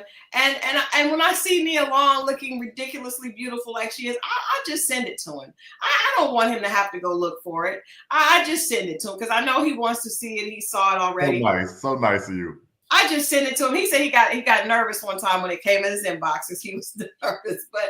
But I would feel some kind of way if my husband, if I happen to look on Instagram and I saw my husband liking and putting heart eyes and fire emojis under anybody's picture, celebrity, regular, I don't care. I would feel like that was disrespectful to me because that's my whole husband and he's out here lusting. He's taking the time to click. Like, it's one thing to just look, but for you to click and add that's wild. Listen, you took some effort. Hold on. Come on, Antonio. Hold on. Now I can see if you're saying like giving fire emojis, but if he hit like or heart on the picture, thank you. What is wrong with that? Okay, so this is my thing when it comes to heart and comments on the picture. No, I ain't talking about comment. I'm just saying hit like or heart. Like, heart, comment, all that. Well, I'm finna put it all in one little loop. This is my thing. Now, I want to hear this. We want you to hear you it too. cannot. Okay, so this is my boundary with the social media thing. Now, if you see a picture of somebody and you know they at the park with their kids or something, you want to click, that's fine, right? But the problem comes in when you a serial clicker, when you're like hearting all of their photos, when you're in the comments, you better not put a heart emoji under not now. If it's not our daughter or one of your sisters, it better not be a heart emoji or eyeballs with hearts in it. None of that stuff. All of that would be a problem for me. Because here we are again, Christal. If then you see I'm clicking all John photos and I'm oh that's bad. Oh, that look good. And I'm in the comments clicking and liking. You wouldn't like that. Now I understand what y'all saying by clicking all photos. I ain't saying all the photos. You get like one photo here and there. If you put a heart, if you put heart eyes. No heart eyes. No heart eyes is that stuff to it. The man said just hit. That's what I'm saying. No, I don't have a problem with clicking like. I don't have a problem with that. But what if every picture when it's done with discretion? But what I'm saying is, I bet not scroll up at every photo I see you liking and hearting. Because guess what, y'all, you wouldn't like that if you scrolled up John page and I'm hearting all of his work truck pictures and all that. That'd be a problem. And can I tell you? Can I just say this before you say Antonio? Can I just tell you this? So like I said, I know my husband has a crush on Nia Long. And he had a crush on this other actress, and they were actually talking back and forth before we got married. I did my due diligence and did my detective work before we started dating, and I saw that he was going back and forth with this actress. Like, who does? But anyway, if that person goes to their, because you know how you can go to your Instagram and click and see everybody that liked your page. If they go and click and it says Ace 03, and it's Christal's husband has liked 10 of their pictures back to back to back, I look like an idiot. I look foolish. Why is my husband liking all their pictures? And somebody, trust me, Atlanta's a small place. Somebody, probably not Nia Long, but somebody else would screenshot and be like, look, Christal's husband. The Bible says avoid the appearance. Crashing out on social media. Hey, well, this is what I'm gonna say, ladies. I didn't say none of that what y'all saying. Y'all added a whole nother narrative, and y'all gotta stop doing this like that. Thank you. Only thing I'm saying is it should not be a problem if somebody heart. I'm not saying heart a half naked picture. If somebody just heart a picture, I'm not saying you can go up the timeline and see it 1,000,000 times. If I have a high school friend and over 6 months I've hearted 3 pictures, what is the problem? I don't heart other men pictures for that point. And we could be different, that's fine. But I don't heart people pictures. I don't heart, especially I heart my girlfriends and stuff like that, but I'm very cautious to heart men pictures. Yeah, when you heart people's stuff. Let me ask a question because I don't know. What do hearting mean? Because apparently there's another meaning that heart mean you love it. So if somebody taking a photo and I love it, opposed to like it, that's a difference. Yeah, that's an endearment. I love what I'm seeing. I love this. So guys, that's why we gotta have conversation. Yeah, so LaPearl Smith says, see, this is what it is. She says, I thought that meant you were trying to get the other person's attention, and is because I know a lot of times guys will like my pictures, and I will know they are sending me a subliminal. Yeah. They like all the pictures I put. Well, can I say go heart ahead, Mo. button on Instagram? You say what? The heart is the like button on Instagram. The point is, you clicked it. My husband don't like Instagram. I'm talking about Facebook. Oh, Facebook, you can like or love. If so, you love it, we are in trouble. So I'm seeing what's going on because I heard you, Christal. You said when a guy like yours, you feel is an endearment for you. So that's something that y'all have going on. Y'all feel if a guy like your picture, y'all are assuming that somebody. So with that being said, I promise you, I'm not gonna hit another like, another heart, because I didn't know y'all felt that way. Because my whole thing, like, man, I just like the picture. I have forgotten about you. By the time I hit that button, you'll never cross my mind again. And I didn't know it meant that. So now I'm happy I know that. Yeah, because the thing is that you look at people who heart your picture and you look at people that like it. Men don't do that. I'm telling y'all right now. Men, man. Right, but that's why we having this conversation, and that's why forums like this is so important. Okay. Because men, y'all operate a certain way, but you have to understand how the woman is receiving it. So when you're hearting then you get in the comments.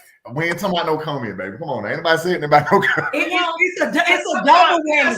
Especially she your old high school boo. Mo, here they go again, Mo. Especially she your old high school boo. She like, oh, there's an age, Mo. And like, right? Yes, Margo. Hey, yes. Hey, man. Yes. Y'all That's exactly it. Y'all went from celebrity to now girlfriend. Y'all keep listen, me and Christal, we cover everything. We gotta cover. We making sure we get it all. All of that is a part of social media etiquette. Yes. And Mo, you know, because you like every time I go to certain pages on Instagram, Mo has hearted the page. So that means I know, but you're trying to get them to know that you like them. No, I'm not. You are. Like, and do that. It's what? If that's the case, I'll go directly to the inbox. No. But you told me, did you not? And I have to put you out here because this helps our discussion. Oh, and this was how many years ago? The point, no. But you gotta let him go. He have grown past that. It was not Gayle King. Mo has a crush on Gayle King. It was not Gayle King. Somebody in the chat asked, was it Gayle? It was not Gayle. But you told me that she liked some of your pictures. Who? The other woman? You talking about? I'm talking about Delicious. What damn it, man, you had to say Dang, Mo! Hey, that's your 20-year partner, Mo. That's your 20-year partner there. Listen. I'm single. I'm free to like whoever. No. But I'm just saying, when she liked it back, that gave you some hope. Right. Which proved me a Christal point. Thank when you start hearting and clicking people's stuff, that's how they feel. That's why I don't heart people's stuff. I don't even heart my comments and stuff. Because she acknowledged me and I went back to work. I didn't think about it again. No, but I'm just saying, to a woman, women are different. We had a conversation, you were like, well, she hearted some of my pictures. A woman, do you know that would be like, again, I'm married and I respect the boundaries of my marriage. If before I was married, Denzel had liked, and he wasn't married, had liked my picture,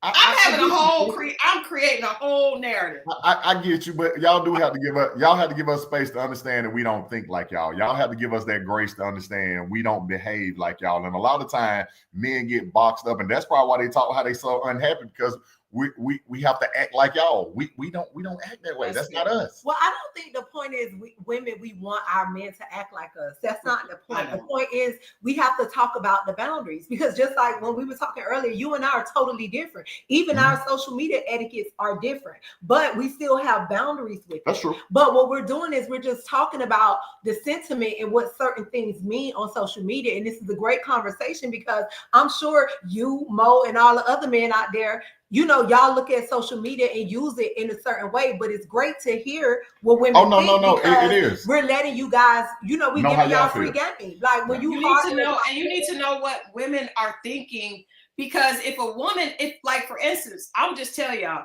if my husband likes another woman's page, that woman is thinking my husband wants her and that he's not feeling me. That's just how women think. So a woman is like, oh, her husband over here looking at my pictures. And he has put me in a bad position. Now he has put me out. I'm telling you. No, I feel you. Yeah. That's how we do.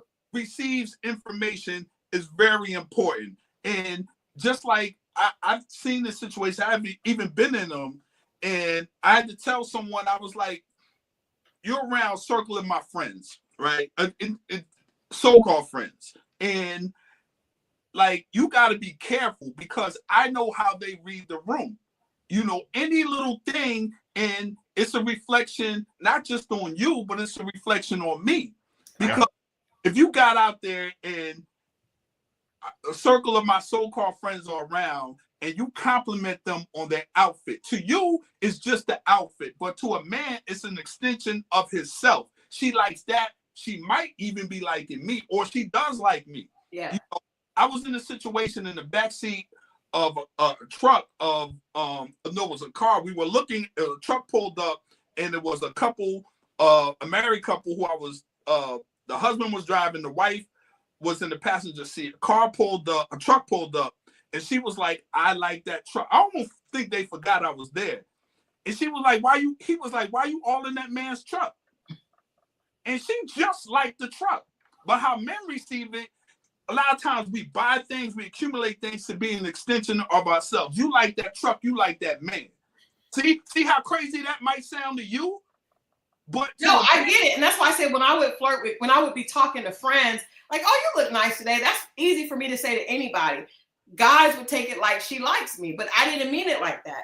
So the same way I'm telling you, if you heart a woman's pictures, especially if she thinks she's showing her body off and you like it, she is automatically thinking that you want her. You don't want the woman you with. Is crazy. Oh, I definitely feel you on that. Got you. That's fair. Yeah. That's fair. Okay, let's go to the end of these. Okay, always we did okay. Turning to someone else when your relationship, turning to someone else for your emotional needs when your relationship is rocky. We kind of went over that a little bit, right? Recipe for disaster. Recipe for disaster. Emotional needs, because there are some people that say, like, you're not going to get everything from one person, right? So if you have friends, you could have female friends or male friends that give you different things. But if you're turning to someone else for your emotional needs, sometimes I think people don't even recognize that's what they're doing.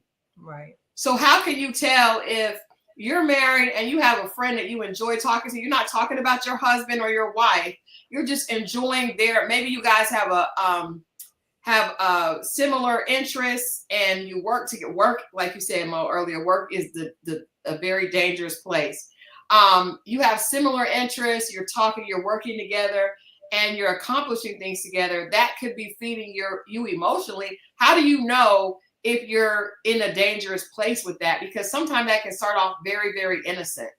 Yeah. Well, I would say if you ever in a rocky place, it's nothing innocent about talking to somebody when you and your spouse are in a bad space.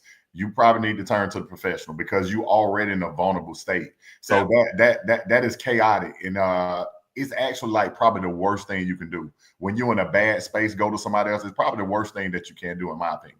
Mm-hmm. I believe. I just feel like, back to what we talked about earlier in the segment, you have to safeguard your relationship.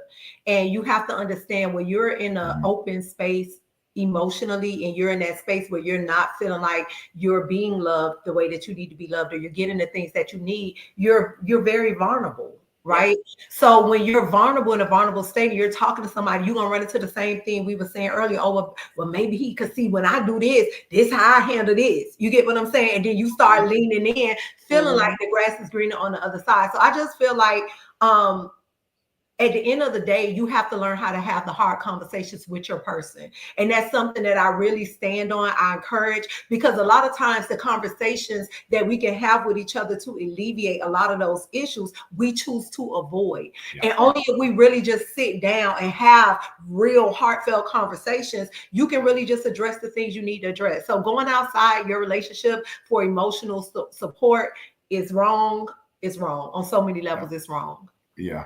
It is. And before you jump in, Mo and Christal, what you were saying, I heard you say like you can't get everything from one person. You should always work to get everything you need from one person. That should be your work in the relationship. If it's something that you're not getting, have the conversation and work towards getting it. You don't have to settle for not getting everything you want from somebody. Most people settle because they're afraid to ask for what they want.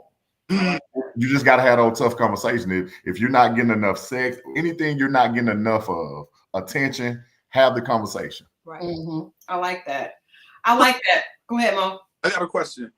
Is this micro cheating? Saying happy birthday to an ex or happy, whatever holiday, Father's Day, Mother's Day, if it's the other way around, is that micro cheating? Absolutely with an ex. Absolutely with an ex. They're ex for a reason. I like that. There you go. That's going out to somebody on. I told you. Yeah.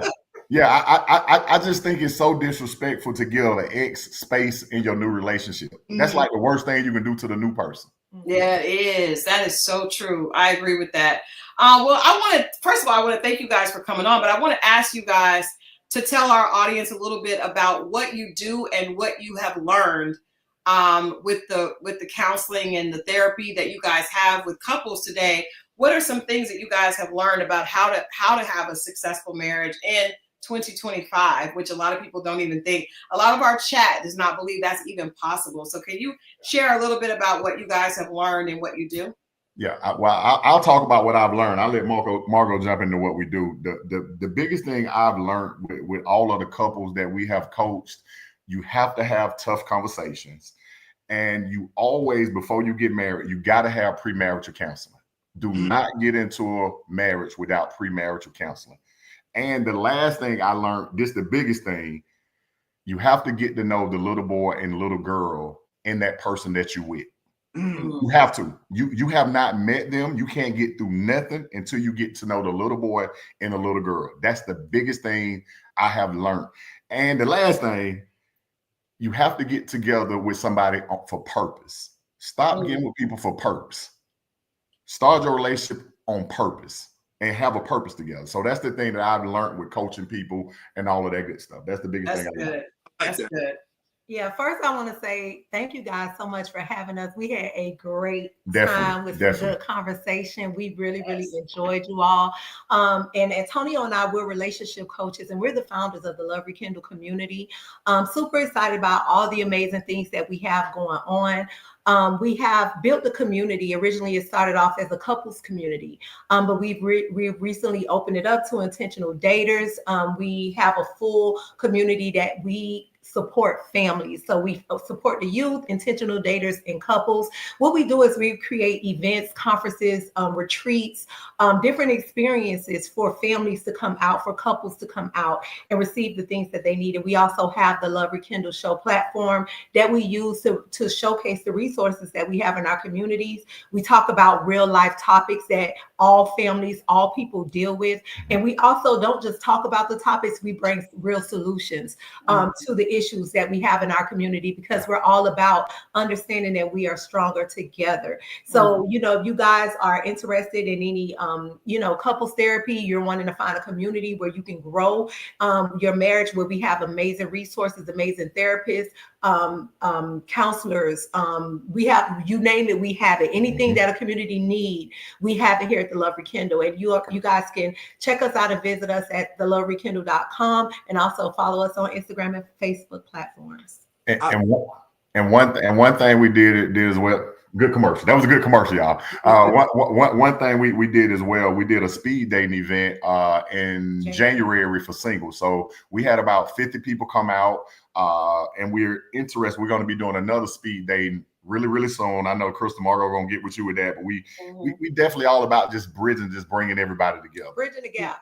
Let me ask you guys a question. I had a friend call me. She's a young woman, been married for not quite a year.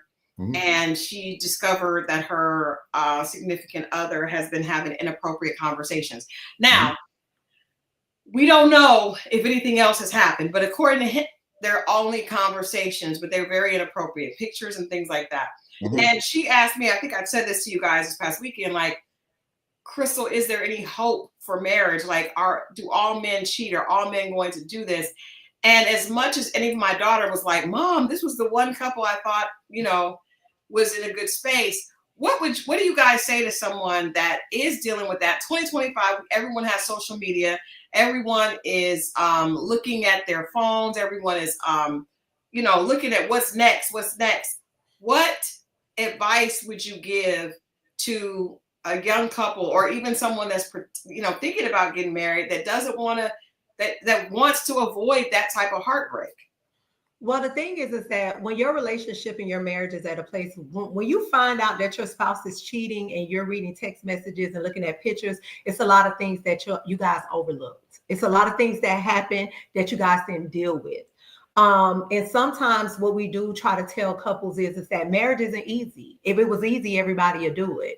Ultimately, they have to really just sit down and have a meeting of the hearts to decide if there's something they want to work on. But also what happens in that space, it has to be full transparency.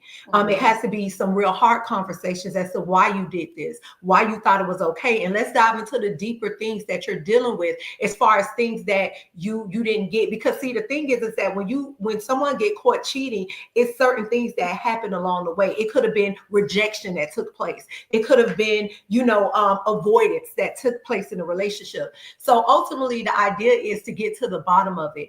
And ultimately, like I was telling you, they need therapy and coaching and counseling, whether they make it or not.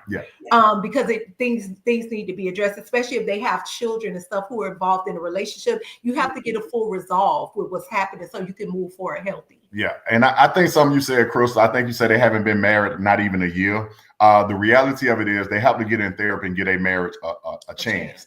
I seriously doubt, and I could be wrong, but I doubt if I'm wrong, they probably didn't get premarital counseling. So what happened when you get in a relationship, when you don't know how to communicate, you got trauma going on, a lot of time people give a trauma response. So whatever he's doing is something deeper that's going on. Right. So they probably want to get in therapy and give it a shot. That's what I really think needs to happen. They need to get in therapy and get some help. That's what I would advise them to do. Well, in 2025 too, I feel like we're in the age, and that's why a lot of the reason why Antonio and I do the work that we do in our community, because in 2025, marriages aren't sacred anymore. And what happens is that you'll get married this year and next year. Oh, you cheated, I'm out. Nobody wants to really put in the work. Nobody wants to really put in a fight. When we look and see grandma and granddaddy and them been married 55 years, what y'all think they had to go through? It wasn't a cakewalk. It was some things that happened. And what you got to understand, being married 11 years, it was a lot of work. It's things that we had to do to get to this point. So a year in marriage, y'all pretty much new to it. Give your marriage a chance. Sit down with somebody and get the help you need and figure things out. But I do feel like they should give their marriage a chance. Like Antonio was saying, it's only been a year, but you got to do the work. Yeah. You got to do that work. You got to do the work. Yeah. It could be hurt. It could be very hurtful, but I agree. I mean, you don't get to those big numbers without, And you know what, Christal, I gotta say this real quick before we go. We always are put cheating on the pedestal. But before cheating happens, so much other stuff have happened. And that's why you have to get the real tools you need. You really have to learn how to communicate, how to vibe with each other. Cheating is the result of everything else that's going on in your relationship. And that's the thing that people don't realize. Yeah. So they sit and they talk about cheating. That's why you have a lot of people, every relationship they get in, somebody cheat on them. Something is not going on. And I'm not saying it's their fault, but I guarantee you it's something that they present that someone else is not grabbing it. Oh, well, I think that's a great thing a great nugget to take. Whenever there's cheating, there's other things that are going on. And a lot of times it is the person, from what I've experienced, a lot of times that person not feeling good about themselves and looking outside of the relationship to validate issues that they have. Now, there's also things that can be going on in the relationship, but I know that a lot of times that person comes into a relationship not even really with the intent of being 100% transparent. They are coming with the intent of, this is how things go. My honey bunny said that he loves my hair. Okay, I love it. My honey bunny said in my Martin voice, "You go, Christal. I love your hair." See how sweet my honey bunny is. Gun Boss, you have to meet Antonio and Margo. I've been talking about you guys. This past weekend, and definitely Mo. We had people come. We had an event, a speed dating, a social last year that we had probably around 50 people come out. We did have more women than men. I mean, that's the dating pool, though. That's the realistic I feel dating that we're gonna figure out how to get more men to come out, and I think that's why I love this platform, being myself, a married woman, and having my single male friend, because I do think a lot of the women come on, they want to hear a male's perspective. They want to hear what men have to say, but men that are being honest and not trying to be, you know, cater and pander, because there's a lot of pandering that they know is, we can see through it, you know. So we look forward to collaborating with you guys more in the future. Haitian Empress says, does Margo also have sister locks? I do. Well, they're micro locks, but yeah. Those are micro locks. So we talked about that. That's the first thing I was like, oh girl, because hers are mature and I'm still, this was my first retie, guys. So I'm feeling good. I'm feeling so much better because it was so frizzy. I'm still seeing a little frizz here, but oh, this weekend I looked a hot mess. But you know, I'm on the journey. I'm on the journey. Yes, I love that for you, Christal. But hers look so pretty. I went up to her and I was like, oh my God, yours looks so pretty. But yeah, we thank you guys for being here. Like I said, so much for collaborating with you guys more. I'm sure our audience is watching. If you guys are just tuning in, or if you're watching on the replay, make sure that you follow Margo and Antonio at the Love Rekindled. Go to their website, theloverekindled.com, and make sure that you are here with us on Friday. We are going to be talking a little bit more about the Never Ever Mets. Never Ever Mets. I don't even know what to say, but you guys know what it is. Tune in Friday at 10. Again, thank you to our guests. And we hope everyone has an amazing weekend. This is midweek, but if you've had a bad week, you can turn things around. Start positive, start fresh tomorrow. We love you all for watching, and we will see you guys on Friday. Antonio and Margo, we will definitely reach out to you guys and see you soon. For sure. Thanks for having us, guys. Y'all have a good night. All right, Mo, take care, good brother. Pleasure, y'all. That was good. That was fun, right? That was good. I really, really enjoyed that. Good. Very good. Very good. All right. So Friday, the Never Ever Mets, and whatever else we see that we're going to talk about. But yes, we will definitely. Did you get a chance to see Secret Millionaire yet? I did not. I have not. But I'm going to see it before Friday. A few of the viewers saw it. They hit me and said it was really good. The new episode, because you know they kind of do like what's the name? They'll drop 2 and then like Love is Blind. Yeah, they do that. So the new one comes out tomorrow. Okay, I will check it out tonight so I can check that out tomorrow. So, all right, good week. Okay, Nola says she saw it. We can talk a little bit about that Friday as well. There it is. All right, y'all have a good one. We love y'all. See you Friday. See y'all Friday.